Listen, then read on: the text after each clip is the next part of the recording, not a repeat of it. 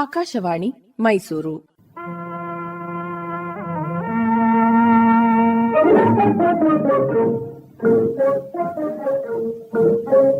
ಯುವವಾಣಿ.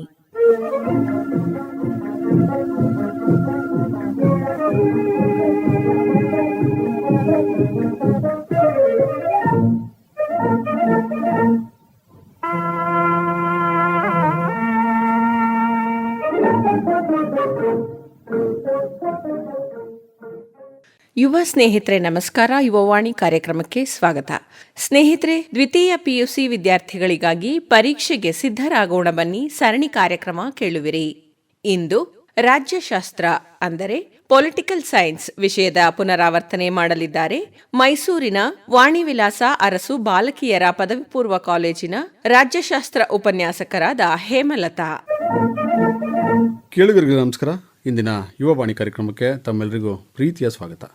ಇಂದು ದ್ವಿತೀಯ ಪಿಯುಸಿ ಪರೀಕ್ಷಾ ಸಿದ್ಧತಾ ಸರಣಿ ಕಾರ್ಯಕ್ರಮದಲ್ಲಿ ನಾವು ಆಯ್ಕೆ ಮಾಡಿಕೊಂಡಿರೋ ವಿಷಯ ರಾಜ್ಯಶಾಸ್ತ್ರ ಅಂದರೆ ಪೊಲಿಟಿಕಲ್ ಸೈನ್ಸ್. ಈ ವಿಷಯದ ಬಗ್ಗೆ ಮಾಹಿತಿ ಮಾಡಿಕೊಡ್ಲಿಕ್ಕೆ ಹಾಗೂ ಕಾರ್ಯಕ್ರಮದಲ್ಲಿ ಭಾಗವಹಿಸ್ತಾ ಇದ್ದಾರೆ ಮೈಸೂರಿನ ವಾಣಿವಿಲಾಸ ಅರಸು ಬಾಲಕಿಯರ ಪದವಿ ಪೂರ್ವ ಕಾಲೇಜಿನ ಉಪನ್ಯಾಸಕರಾದಂತಹ ಹೇಮಲತಾ ಟಿ.ಕೆ. ಅವರು. ಅವ್ರನ್ನ ಕಾರ್ಯಕ್ರಮಕ್ಕೆ ಸ್ವಾಗತ ಕೋರ್ತಾ ಕಾರ್ಯಕ್ರಮ ಆರಂಭ ಮಾಡ್ತೀನಿ. ಮೇಡಮ್ ನಮಸ್ಕಾರ, ಕಾರ್ಯಕ್ರಮಕ್ಕೆ ಸ್ವಾಗತ. ನಮಸ್ಕಾರ ಸರ್. ಮೇಡಮ್, ಯಾವತ್ತು ಇದೆ ನಿಮ್ಮ ಪೊಲಿಟಿಕಲ್ ಸೈನ್ಸ್ ಎಕ್ಸಾಮ್? 13ನೇ ತಾರೀಕು, ಮಾರ್ಚ್ 13ಕ್ಕಿದೆ ಸರ್. ಮಾರ್ಚ್ 13ನೇ ತಾರೀಕಿದೆ. ಸಮಯ ಬೆಳಗ್ಗೆ 10 ಗಂಟೆಯಿಂದ 1 ಗಂಟೆ ತನಕ. 80 ಅಂಕಕ್ಕೆ ಬರೀಬೇಕಲ್ಲ ಮಕ್ಕಳು? 80 ಅಂಕಕ್ಕೆ ಬರೀಬೇಕು. 20 ಅಂಕವನ್ನು ಈಗಾಗಲೇ ಕೂಡ ನೀವು ಕೊಟ್ಬಿಟ್ಟಿದ್ದೀರಿ. ಇನ್ನು 80 ಅಂಕಕ್ಕೆ ಮಾತ್ರ ವಿದ್ಯಾರ್ಥಿಗಳು ಬರೀಬೇಕಾಗುತ್ತೆ. ಮೇಡಮ್, ಎಷ್ಟು ವರ್ಷದ ತಮ್ಮ ಅನುಭವ ಈ ರಾಜ್ಯಶಾಸ್ತ್ರದ ವಿಷಯದ ಬಗ್ಗೆ? ರಾಜ್ಯಶಾಸ್ತ್ರದ ಒಟ್ಟು 33 ವರ್ಷದ ಅನುಭವ ಇದೆ ಸರ್. ಈ ಕಾಲೇಜಿನಲ್ಲಿ ನಾನು 30 ವರ್ಷಗಳಿಂದ ಕೆಲಸ ಮಾಡ್ತಾ ಇದ್ದೀನಿ. ಬಹಳ ದೀರ್ಘಕಾಲದ ತಮ್ಮ ಸುದೀರ್ಘ ಈ ಒಂದು ಉಪನ್ಯಾಸಕ ವೃತ್ತಿಯಲ್ಲಿ ಬಹಳಷ್ಟು ಪತ್ರಿಕೆಗಳನ್ನು ನೋಡಿರ್ತೀರಿ. ಹೌದು ಸರ್. ಆದ್ರೆ ಈ ಬಾರಿಯ ಪತ್ರಿಕೆಗಳು ವಿಭಿನ್ನವಾಗಿರ್ತವೆ. ಯಾಕೆಂತ ಹೇಳಿದ್ರೆ ನಾವು ಪ್ರೆಡಿಕ್ಟ್ ಮಾಡ್ಲಿಕ್ಕೆ ಸಾಧ್ಯ ಆಗುತ್ತೆ ಅಲ್ವಾ? ಯಾಕಂದ್ರೆ ಇಲಾಖೆಯವರು ಕೂಡ ಬಹಳ ಮುತುವರ್ಜಿಯಿಂದ ವಿದ್ಯಾರ್ಥಿ ಸ್ನೇಹಿ ಪರೀಕ್ಷೆಯನ್ನ ಮಾಡ್ತಾ ಇರೋದ್ರಿಂದ ಇಂಥದ್ದೇ ಪ್ರಶ್ನೆಗಳು ಬರಬಹುದು ಅಂತ ನಾವು ಗುಮಾನಿ ಮಾಡಬಹುದು. Yes madam. ಓಕೆ, ಈಗ ಕ್ವಶನ್ ಪೇಪರ್ ಪ್ಯಾಟರ್ನ್ ಬಗ್ಗೆ ಮಾತಾಡೋದಾದ್ರೆ, ಕ್ವಶನ್ ಪೇಪರ್ ಪ್ಯಾಟರ್ನ್ ಬಗ್ಗೆ ಹೇಳೋದಾದ್ರೆ, ಮೊದಲನೇದಾಗಿ ಏನಲ್ಲಿ ಸರ್ ಒಟ್ಟು 20 ಪ್ರಶ್ನೆಗಳು ಬರುತ್ತೆ. ಇದರಲ್ಲಿ ಮಲ್ಟಿಪಲ್ ಚಾಯ್ಸ್ ಕ್ವಶನ್ನು, ಅದಾದ ನಂತರ ಫಿಲಪ್ ದ ಬ್ಲಾಂಕ್ಸ್ ಇದೆ, ಬಿಟ್ಟ ಜಾಗಗಳನ್ನು ಭರ್ತಿ ಮಾಡಿ ಅನ್ನುವಂಥದ್ದು, ಅದಾದ್ಮೇಲೆ ಹೊಂದಿಸಿ ಬರೆಯಿರಿ ಇದೆ, ಅದಾದ ನಂತರ 1 ಅಂಕದ ಪ್ರಶ್ನೆಗಳಿದೆ ಸರ್. ಇದೆಲ್ಲವೂ ಕಡ್ಡಾಯವಾದಂಥ ಪ್ರಶ್ನೆಗಳು. ಇದರಲ್ಲಿ ಯಾವುದೇ ಚಾಯ್ಸ್ ಇಲ್ಲ, ಮಕ್ಕಳಿಗೆ ಆಯ್ಕೆ ಮಾಡ್ಕೊಳ್ಳೋದಕ್ಕೆ ಅವಕಾಶ ಇಲ್ಲ, ಎಲ್ಲದಕ್ಕೂ ಉತ್ತರವನ್ನ ಕೊಡಲೇಬೇಕಾಗಿದೆ. ಆದರೆ ಈ ಒಂದು ಭಾಗದ ವಿಶೇಷತೆ ಏನಂದ್ರೆ, ಮಕ್ಕಳು ಗಮನಿಸಿದ್ರೆ 15 ಅಂಕಗಳಿಗೆ ಉತ್ತರ ಪ್ರಶ್ನೆ ಪತ್ರಿಕೆಯಲ್ಲೇ ಇದೆ. ಅದು ವಿಶೇಷ. 15 ಅಂಕಗಳಿಗೆ ಪ್ರಶ್ನೆ ಪತ್ರಿಕೆಯನ್ನ ನಾವು ಚೆನ್ನಾಗಿ ಓದಿದಂತ ಸಂದರ್ಭದಲ್ಲಿ ಆ ಉತ್ತರ ಅಲ್ಲೇ ಸಿಗುತ್ತೆ. ಅದು ಒಂದು ವಿಶೇಷ ಇದರಲ್ಲಿ. ಪಾರ್ಟ್ ಎನಲ್ಲಿ ಅದೇ 4 ಭಾಗದಲ್ಲಿ 3 ಭಾಗ ನೀವಾಗಲೇ ಕೂಡ ಹೇಳಿದ್ರಿ, ಎಲ್ಲ ಪ್ರಶ್ನೆಗಳಿಗೆ ಉತ್ತರ ಅಲ್ಲೇ ಇರುತ್ತೆ, ಆಯ್ಕೆ ಮಾಡ್ಕೊಳ್ಳೋದು ಒಂದೇ ಬಾಕಿ ಮಕ್ಕಳು. ಪಾರ್ಟ್ ಎನಲ್ಲಿ 4ನೇ ಮೇನಲ್ಲಿ 1 ವಾಕ್ಯದಲ್ಲಿ ಉತ್ತರವನ್ನ ಕೊಡಿರಿ ಅಂತ ಇದೆ. ಅದು ಕೂಡ 5 ಇರುತ್ತೆ. ಓಕೆ, ತೊಂದರೆ ಇಲ್ಲ. Part B madam. Part B ಗೆ ಸಂಬಂಧಪಟ್ಟಂತೆ ಸರ್ ಒಟ್ಟು 8 ಪ್ರಶ್ನೆಗಳಿರುತ್ತೆ. ಇದು 5 ಅಂಕಗಳಿಗೆ ಇರುವಂತ ಪ್ರಶ್ನೆಗಳು. ಇದರಲ್ಲಿ ಏನಂದ್ರೆ 8 ಪ್ರಶ್ನೆಗಳಲ್ಲಿ ಮಕ್ಕಳು ಕೇವಲ 5 ಪ್ರಶ್ನೆಗಳಿಗೆ ಉತ್ತರ ಬರೀಬೇಕು. ಇದು ಸಹ ಅಷ್ಟೇ. ಭಾಗ ಬಿ ನಲ್ಲಿ ಅವರಿಗೆ ಆಯ್ಕೆ ಇರೋದ್ರಿಂದ ಅವರು ಸುಲಭವಾದಂತ ಪ್ರಶ್ನೆಯನ್ನ ಆಯ್ಕೆ ಮಾಡಿಕೊಂಡು ಸಮರ್ಪಕವಾಗಿ ಬರೆಯೋದಕ್ಕೆ ಅವಕಾಶ ಇದೆ. ಪಾರ್ಟ್ ಸಿ ಹೋದಂತ ಸಂದರ್ಭದಲ್ಲಿ ಇದರಲ್ಲಿ 9 ಪ್ರಶ್ನೆಗಳಿದೆ. ಇದರಲ್ಲಿ ಮಕ್ಕಳು 6ಕ್ಕೆ ಉತ್ತರ ಕೊಡಬೇಕು.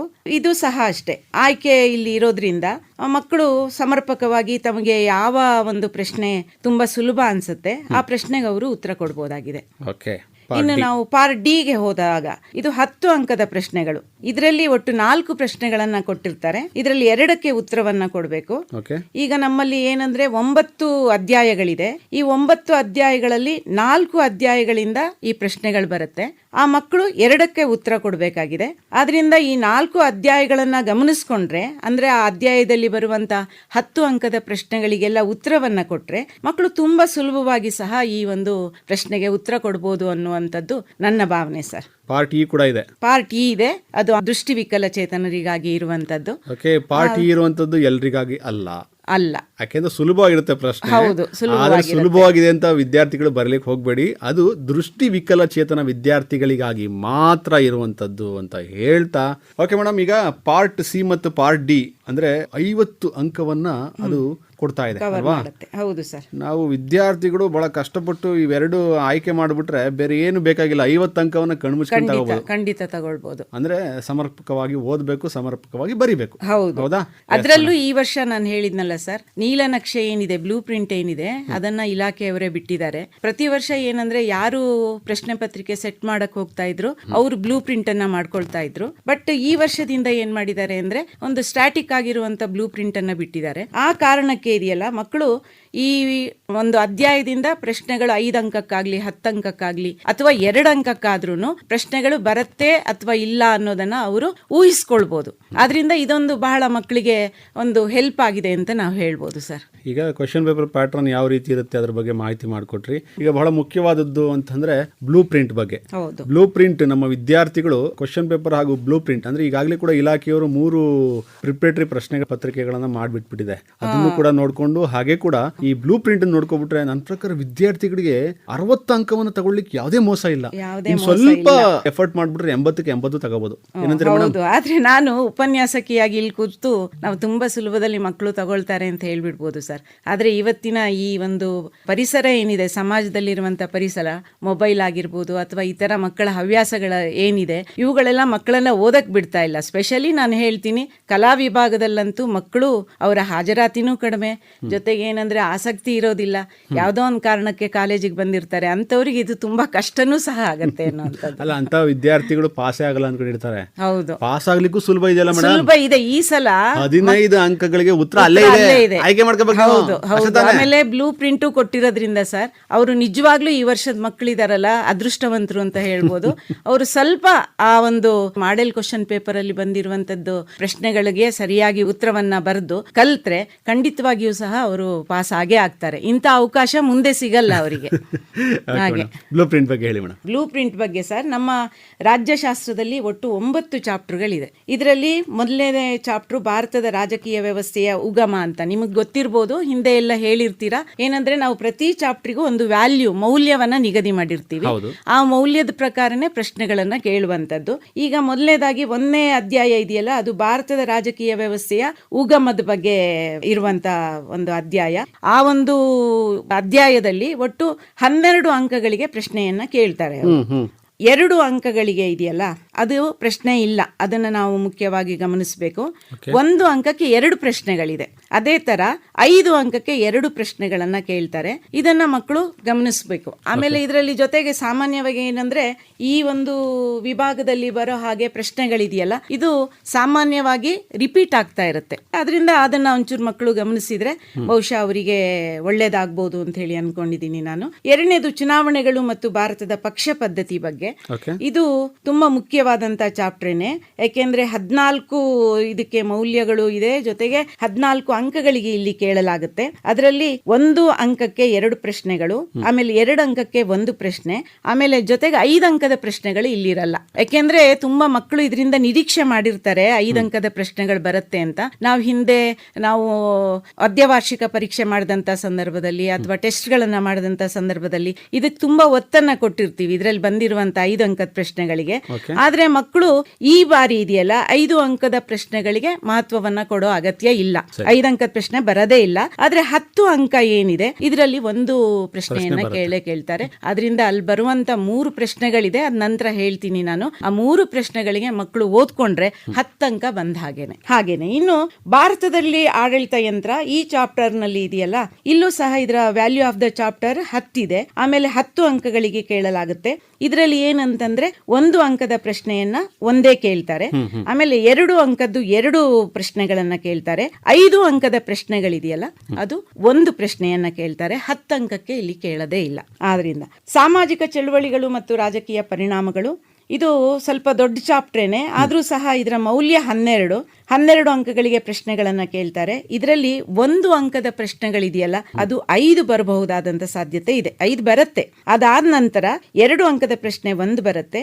5 ಅಂಕದ ಪ್ರಶ್ನೆ ಇದೆಯಲ್ಲ ಅದನ್ನ ಇಲ್ಲಿ 1 ಕೇಳ್ತಾರೆ, 1 ಪ್ರಶ್ನೆಯನ್ನ ಕೇಳ್ತಾರೆ. ಹಾಗಾಗಿ ಆ ನಂತರ ರಾಷ್ಟ್ರ ನಿರ್ಮಾಣ ಮತ್ತು ಸವಾಲುಗಳು ಇಡೀ ನಮ್ಮ ಸಿಲೆಬಸ್ ಅನ್ನು ನೋಡಿದಾಗ ಅತಿ ಹೆಚ್ಚು ಮೌಲ್ಯ ಇರುವಂತ ಚಾಪ್ಟರ್ ಇದು. ಇದರಲ್ಲಿ 18 ಅಂಕಗಳಿಗೆ ಪ್ರಶ್ನೆಗಳನ್ನ ಕೇಳ್ತಾರೆ. 1 ಅಂಕದ್ದು 1 ಪ್ರಶ್ನೆ, 2 ಅಂಕದ್ದು 1 ಪ್ರಶ್ನೆ, 5 ಅಂಕದ್ದು ಒಂದು ಪ್ರಶ್ನೆ ಹಾಗೂ 10 ಅಂಕದ ಪ್ರಶ್ನೆಗಳನ್ನು ಸಹ ಇಲ್ಲಿ ಕೇಳ್ತಾರೆ. ಅದರಿಂದ ಈ ಚಾಪ್ಟರ್ಗೆ ತುಂಬಾ ಮೌಲ್ಯ ಇದೆ.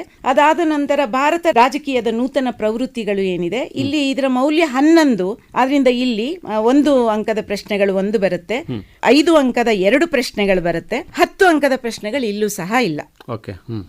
ಸಮಕಾಲೀನ ರಾಜಕೀಯ ವಿದ್ಯಮಾನಗಳು 7ನೇ ಅಧ್ಯಾಯ, ಇದರ ಒಂದು ಮೌಲ್ಯ 13 ಅಂಕದ ಪ್ರಶ್ನೆಗಳು ಬರುತ್ತೆ.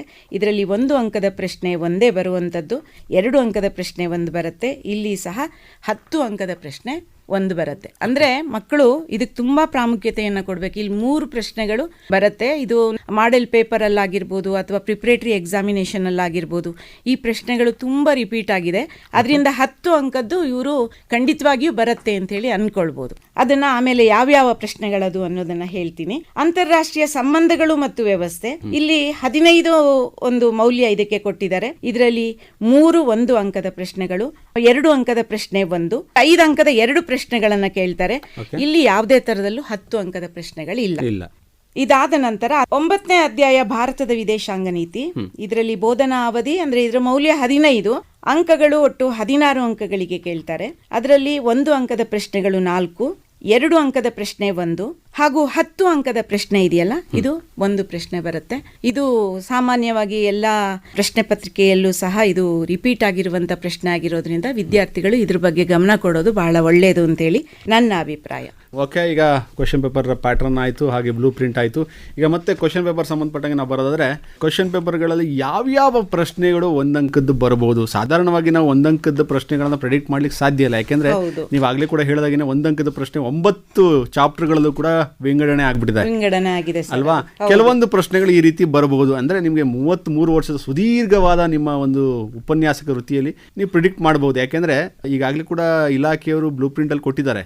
ಆದ್ರೆ ನಿಮ್ಮ ಒಂದು ಬ್ಲೂ ಪ್ರಿಂಟ್ ಇರುತ್ತಲ್ವಾ, ಯಾಕೆಂದ್ರೆ ನೀವು ಒಂದು ಗುಮಾನಿ ಮಾಡಿರ್ತೀರ, ಈ ಪ್ರಶ್ನೆಗಳು ಬರ್ಬೋದು. ನಾನು ನೋಡಿದ್ದೀನಿ, ಏನು 3 ಪ್ರಿಪರೇಟರಿಯಲ್ಲೂ ಕೂಡ ಇದು ಬಂದಿತ್ತು, ಹಾಗೆ ಕಳೆದ ವರ್ಷನೂ ಕೂಡ ಇದನ್ನ ನಾವು ಫೋಕಸ್ ಮಾಡಬೇಕಿತ್ತು ಅನ್ನುವಂಥದ್ದು ಇದೆಯಲ್ಲ. ಕೆಲವೊಂದು ಪ್ರಶ್ನೆಗಳು ಯಾವ್ಯಾವುದು ಮತ್ತೆ ಹೇಗೆ ಉತ್ತರಿಸಬೇಕು ಅದನ್ನ ಹೇಳಿ ಮೇಡಮ್. ಪಾರ್ಟ್ ಎ ಸಂಬಂಧಪಟ್ಟಂಗೆ, ಇದರಲ್ಲಿ ಪಾರ್ಟ್ ಎಗೆ ಸಂಬಂಧಪಟ್ಟಂತೆ ನಾನು ಹೇಳಿದೆ 20 ಅಂಕಗಳ ಒಂದು ಪ್ರಶ್ನೆಗಳಿರುತ್ತೆ ಇದರಲ್ಲಿ. ಅದರಲ್ಲಿ ಇದಕ್ಕೆ ಮಕ್ಕಳು ಉತ್ತರಿಸಬೇಕಾದ್ರೆ ಕೆಲವೊಂದು ವಿಚಾರಗಳನ್ನ ನೆನಪಿನಲ್ಲಿ ಇಟ್ಕೊಳ್ಳುವಂಥದ್ದು ಇದೆ.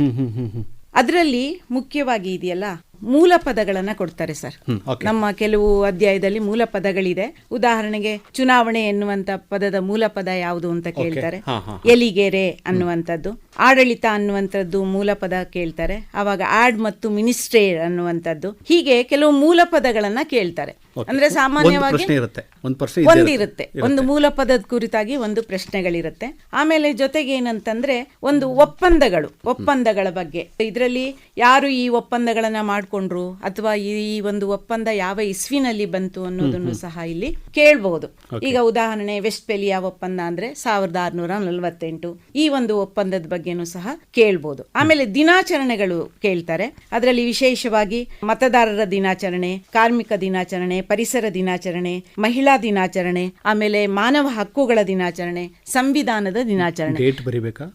ಡೇಟ್ ಅನ್ನ ಬರಿಬೇಕು. ಮತದಾರರ ದಿನಾಚರಣೆ ಅಂದ್ರೆ ಜನವರಿ 25, ಮೊನ್ನೆ ತಾನೇ ಆಗೋಯ್ತಲ್ವಾ. ಕಾರ್ಮಿಕ ದಿನಾಚರಣೆ ಮೇ 1, ಪರಿಸರ ದಿನಾಚರಣೆ ಜೂನ್ 5, ಮಹಿಳಾ ದಿನಾಚರಣೆ ಮಾರ್ಚ್ 8, ಮಾನವ ಹಕ್ಕುಗಳ ದಿನಾಚರಣೆ ಡಿಸೆಂಬರ್ 10, ಸಂವಿಧಾನ ದಿನಾಚರಣೆ ನವೆಂಬರ್ 26. ಇದಿಷ್ಟನ್ನ ನೆನಪಲ್ಲಿ ಇಟ್ಕೊಂಡ್ರೆ ದಿನಾಚರಣೆಗಳು ಕೇಳಿದಾಗ ಬರುತ್ತೆ ಸರ್, ಅಷ್ಟೇನೆ ಬರುತ್ತೆ, ಬೇರೆ ಎಕ್ಸ್ಟ್ರಾ ಕೇಳಲ್ಲ. ನಾನು ಹೇಳಿದ್ನಲ್ಲ, ಪ್ರಶ್ನೆ ಕೋಟಿ ಅನ್ನುವಂಥದ್ದನ್ನ ಇಲಾಖೆ ಬಿಡುಗಡೆ ಮಾಡಿದೆ. ಅಲ್ಲಿ ಇರುವಂತ ಪ್ರಶ್ನೆಗಳನ್ನೇ ಕೇಳಲಾಗುತ್ತೆ. ಮಕ್ಕಳದನ್ನ ತುಂಬಾ ನಂಬಬೇಕು, ಅಲ್ಲೇನೆ ಪ್ರಶ್ನೆಗಳನ್ನ ಕೇಳ್ತಾರೆ. ಪ್ರಶ್ನೆ ಕೋಟಿ ಮಕ್ಕಳಿಗೂ ಸಿಗುತ್ತೆ ಸರ್, ವೆಬ್ಸೈಟ್ ಅಲ್ಲಿ ಸಿಗತ್ತೆ. ಆಮೇಲೆ ನಾವು ಪ್ರತಿಯೊಬ್ಬ ಉಪನ್ಯಾಸಕರು ಸಹ ಅದನ್ನ ಮಕ್ಕಳಿಗೆ ಬರ್ಸಿದೀವಿ, ಅದಕ್ಕೆ ಆನ್ಸರ್ಸ್ ಅನ್ನ ಬರ್ಸಿದೀವಿ. ಆಮೇಲೆ ನಾವೇ ಬೇರೆ ಬೇರೆ ರೀತಿಯಲ್ಲಿ ಮಕ್ಕಳಿಗೆ ಅನುಕೂಲ ಆಗ್ಲಿ ಅಂತ ಹೇಳಿ 1 ಅಂಕದ ಪ್ರಶ್ನೆ, 2 ಅಂಕದ ಪ್ರಶ್ನೆ ಅದನ್ನೆಲ್ಲ ಮಾಡಿ ಅದನ್ನ ನಾವು ಎಲ್ಲಾ ಲೆಕ್ಚರರ್ಸಿಗೆ ಹಂಚಿದೀವಿ, ಅವ್ರು ಮಕ್ಕಳಿಗೆ ಕೊಟ್ಟಿದ್ದಾರೆ. ಹೀಗೆ ಉಪನ್ಯಾಸಕರು ಎಲ್ಲರೂ ಸಹ ಅವರು ಕೈಲಾದ ಪ್ರಯತ್ನವನ್ನ ಮಾಡ್ತಾ ಇದ್ದಾರೆ. ಆಮೇಲೆ ವಿಸ್ತರಿಸಿ ಅಂತ ಹೇಳಿ ಕೊಡ್ತಾರೆ. ಉದಾಹರಣೆಗೆ ಎಪಿಕ್ ಮತದಾರರ ಗುರುತಿನ ಚೀಟಿ ಆಗ್ಬೋದು, ಆಮೇಲೆ ಇವಿಎಂ ವಿದ್ಯುನ್ಮಾನ ಮತಯಂತ್ರ ಆಗ್ಬೋದು. ಇಂಗ್ಲಿಷ್ ಅಲ್ಲೂ ಬರೀಬಹುದು ಸರ್. ಇಂಗ್ಲಿಷ್ ಕನ್ನಡ ಮೀಡಿಯಂ ವಿದ್ಯಾರ್ಥಿಗಳು, ಇಂಗ್ಲಿಷ್ ಮೀಡಿಯಂ ವಿದ್ಯಾರ್ಥಿಗಳು ಇಬ್ರು ಇದ್ದಾರೆ. ಕನ್ನಡ ಮೀಡಿಯಂ ವಿದ್ಯಾರ್ಥಿಗಳಿಗೆ ಇಂಗ್ಲಿಷ್ ನೆನಪಾಗ್ಬೋದು. ಎಪಿಕ್ ಅಂದ ತಕ್ಷಣ, EVM ಅಂದ ತಕ್ಷಣ ಕನ್ನಡದಲ್ಲಿ ಬರಲ್ಲ ನೆನಪು. ಕೆಲವನ್ನ ಕನ್ನಡದಲ್ಲಿ ವಿಸ್ತಾರ ಮಾಡಿ ಬರೆಯೋದಕ್ಕಿಂತ ಮಕ್ಕಳಿಗೆ ಅದನ್ನ ಆಸ್ ಇಟ್ ಈಸ್ ಇಂಗ್ಲಿಷ್ ನಲ್ಲೇ ಬರೆದ್ರೆ ಅವ್ರಿಗೆ ತುಂಬಾ ಸುಲಭನೂ ಆಗುತ್ತೆ. ಕನ್ನಡ ಮೀಡಿಯಂ ವಿದ್ಯಾರ್ಥಿಗಳು ಇಂಗ್ಲಿಷ್ ಅಲ್ಲಿ ಬರೆದ್ರೆ ತಪ್ಪೇನಿಲ್ಲ. ಏನಿಲ್ಲ ಸರ್, ಇಂಗ್ಲಿಷ್ ಮೀಡಿಯಂ ಇರ್ಬೇಕಷ್ಟೇ. ಇಂಗ್ಲಿಷ್ ಮೀಡಿಯಂ ವಿದ್ಯಾರ್ಥಿಗಳು ಕನ್ನಡ ಬರೆದ್ರೆ ಏನ್ ತಪ್ಪಿಲ್ಲ. ಇಲ್ಲ, ಅದೊಂದ್ ಸ್ವಲ್ಪ ನಾವು ಇಂಗ್ಲಿಷ್ ಮೀಡಿಯಂ ವಿದ್ಯಾರ್ಥಿಗಳೇ ಅಷ್ಟು ಕನ್ಸೆಷನ್ ತೋರ್ಸಲ್ಲ ಅನ್ಕೊಳ್ತೀನಿ. ಬಟ್ ಕನ್ನಡ ಮೀಡಿಯಂ ವಿದ್ಯಾರ್ಥಿಗಳು ಇಂಗ್ಲಿಷ್ ಅಲ್ಲಿ ಬರೆದ್ರೆ ಅವರಿಗೆ ಅಂಕಗಳನ್ನ ಕೊಡ್ತೀವಿ ನಾವು. ಹಾಗೆ ನೋಟ ಅನ್ನುವಂತಿದೆ, ಮೇಲಿನ ಯಾರು ನನ್ನ ಆಯ್ಕೆಯಲ್ಲ, ನನ್ ಆಫ್ ದ ಎಬವ್ ಅನ್ನುವಂಥದ್ದು. ಹೀಗೆ ಇದು ಕೆಲವು ಇಂಪಾರ್ಟೆಂಟ್ ಆಗಿ ನಾವು ಗುರ್ತು ಹಾಕ್ಸಿದೀವಿ, ಇದೇ ಬರುತ್ತೆ ಈ ಒಂದು ವಿಸ್ತರಿಸಿಗೆ ಸಂಬಂಧಪಟ್ಟಂತೆ ಅಂತ ಹೇಳಿ. ಆಮೇಲೆ ರಾಜ್ಯಗಳ ವಿಭಜನೆ ಆಗಿರುವಂತದ್ದು, ಉದಾಹರಣೆಗೆ ಅಂತಂದ್ರೆ ಬಾಂಬೆ 2 ರಾಜ್ಯಗಳಾಗಿ ವಿಭಜನೆ ಆಯಿತು, ಮಹಾರಾಷ್ಟ್ರ ಮತ್ತು ಗುಜರಾತ್ 1960ರಲ್ಲಿ. ಇದು 1 ಅಂಕಕ್ಕೆ ಯಾವಾಗ ವಿಭಜನೆ ಆಯಿತು ಅಂತ ಕೇಳ್ಬೋದು. 2 ಅಂಕಕ್ಕೆ ಇದು ಪ್ರಶ್ನೆ ಬರೋದಿಲ್ಲ, ಅದನ್ನ ಹೇಳ್ಬಿಡ್ತೀನಿ ಮಕ್ಕಳಿಗೆ. ಯಾಕೆಂದ್ರೆ 1ನೇ ಚಾಪ್ಟರ್ ಅಲ್ಲಿ 2 ಅಂಕದ ಪ್ರಶ್ನೆಗಳಿಲ್ಲ. ಪಂಜಾಬ್ ಯಾವಾಗ ವಿಭಜನೆ ಆಯಿತು ಅಂದಾಗ ಪಂಜಾಬ್ ಮತ್ತು ಹರಿಯಾಣ ಅಂತ ಹೇಳಿ 1966ರಲ್ಲಿ ಆಯಿತು ಅನ್ನುವಂಥದ್ದು. ಆಂಧ್ರ ಪ್ರದೇಶ ಅಂತ ಬಂದಾಗ ಆಂಧ್ರ ಪ್ರದೇಶ ಮತ್ತು ತೆಲಂಗಾಣ 2014ರಲ್ಲಿ ಆಯಿತು ಅನ್ನುವಂಥದ್ದು. ಈ ತರ ಪ್ರಶ್ನೆಗಳನ್ನು ಸಹ ಕೇಳ್ತಾರೆ. ಆಮೇಲೆ ಇನ್ನೊಂದಷ್ಟು ಪ್ರಮುಖ ಕಾಯ್ದೆಗಳಿದೆ, ಆ ಕಾಯ್ದೆಗಳ ಬಗ್ಗೆನೂ ಪ್ರಶ್ನೆಗಳನ್ನ ಕೇಳ್ಬೋದು. ಅದು ಮಲ್ಟಿಪಲ್ ಚಾಯ್ಸ್ ಅಲ್ಲಿ ಬರ್ಬೋದು ಅಥವಾ ಫಿಲ್ ಅಪ್ ದ ಬ್ಲಾಂಕ್ಸ್ ಅಲ್ಲಿ ಬರ್ಬೋದು. ಹೊಂದಿಸಿ ಬರೆಯಿರಿ ಏನಿದೆ ಅದರಲ್ಲೂ ಸಹ ಬರ್ಬೋದು. ಆದ್ರಿಂದ ಅಧಿಕಾರವನ್ನ ಕಂಪನಿಯಿಂದ ಕ್ರೌನಿಗೆ ವರ್ಗಾಯಿಸಿದ ಕಾಯ್ದೆ 1858ರ ಕಾಯ್ದೆ. ಆಮೇಲೆ ಸಂಯುಕ್ತ ಸರ್ಕಾರದ ಸ್ಥಾಪನೆಗೆ ಅವಕಾಶ ನೀಡಿದ ಕಾಯ್ದೆ 1935ರ ಕಾಯ್ದೆ. ಪಕ್ಷಾಂತರ ನಿಷೇಧ ಕಾಯ್ದೆ 1985. ಇದು ತುಂಬಾ ಇಂಪಾರ್ಟೆಂಟ್, ಯಾವಾಗ್ಲೂ ರಿಪೀಟ್ ಆಗಿರುವಂತದ್ದು. ಆಮೇಲೆ ರಾಜ್ಯ ಪುನರ್ರಚನಾ ಕಾಯ್ದೆ 1956, ವರದಕ್ಷಿಣೆ ನಿಷೇಧ ಕಾಯ್ದೆ 1961. ಈ ತರ ಒಂದಷ್ಟು ಇಸ್ವಿಗಳನ್ನ ಕೊಟ್ಟು ಅದು ಸಂಬಂಧಪಟ್ಟಂತೆ ಬರೀಲೇಬೇಕು ಸರ್.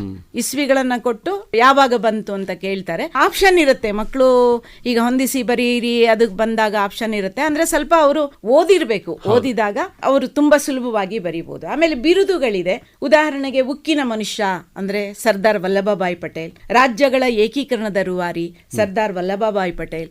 ಇದು ರಿಪೀಟ್ ಆಗುವಂತ ಕ್ವಶನ್ ಬಂದೇ ಬರುತ್ತೆ. ಇದರಲ್ಲಿ ಸರ್ದಾರ್ ವಲ್ಲಭಭಾಯಿ ಪಟೇಲ್ ರವರ ಬಗ್ಗೆ, ಡಾಕ್ಟರ್ BR ಅಂಬೇಡ್ಕರ್ ರವರ ಬಗ್ಗೆ ಒಂದೊಂದು ಕ್ವಶನ್ ಸಾಮಾನ್ಯವಾಗಿ ಇರುತ್ತೆ, ನಾವು ಗೆಸ್ ಮಾಡುವಂತದ್ದು. ಇಷ್ಟು ವರ್ಷದ ಎಕ್ಸ್ಪೀರಿಯನ್ಸ್ ಅಲ್ಲಿ ಭಾರತದ ವಿದೇಶಾಂಗ ನೀತಿಯ ಶಿಲ್ಪಿ, ಇದು ಯಾವಾಗ್ಲೂ ಕೇಳ್ತಾರೆ, ಪಂಡಿತ್ ಜವಾಹರ್ಲಾಲ್ ನೆಹರು ರವರು. ಆಮೇಲೆ ಅಲಿಪ್ತ ನೀತಿಯ ತತ್ವದ ಶಿಲ್ಪಿ ಪಂಡಿತ್ ಜವಾಹರ್ಲಾಲ್ ನೆಹರು ರವರು. ಬಂಗಬಂಧು ಶೇಖ್ ಮುಜಿಬುರ್ ರೆಹಮಾನ್, ಈ ಪ್ರಶ್ನೆಗಳನ್ನ ಸಹ ಕೇಳ್ತಾರೆ. ಆಮೇಲೆ ಇದ್ರ ಜೊತೆಗೆ ಇದಕ್ಕೆ ಸಂಬಂಧಪಟ್ಟಂತೆ ನಮ್ಮ ಭಾರತಕ್ಕೆ ರಾಜಕೀಯಕ್ಕೆ ಸಂಬಂಧಪಟ್ಟಂತೆ ಪ್ರಥಮ ವ್ಯಕ್ತಿಗಳು ಯಾರ್ಯಾರು ಅಂತ ಹೇಳಿ, ಉದಾಹರಣೆಗೆ ಭಾರತದ ಚುನಾವಣಾ ಆಯೋಗದ ಪ್ರಥಮ ಮುಖ್ಯ ಆಯುಕ್ತರು ಸುಕುಮಾರ್ ಸೇನ್ ಅಂತ ಹೇಳಿ, ಪ್ರಥಮ ಲೋಕಸಭಾ ಸ್ಪೀಕರ್ GV ಮಾವಳಂಕರ್. ಇದು ರಿಪೀಟ್ ಆಗುವಂತ ಕ್ವಶನ್ಗಳು ನಾನು ಹೇಳ್ತಾ ಇರೋದು.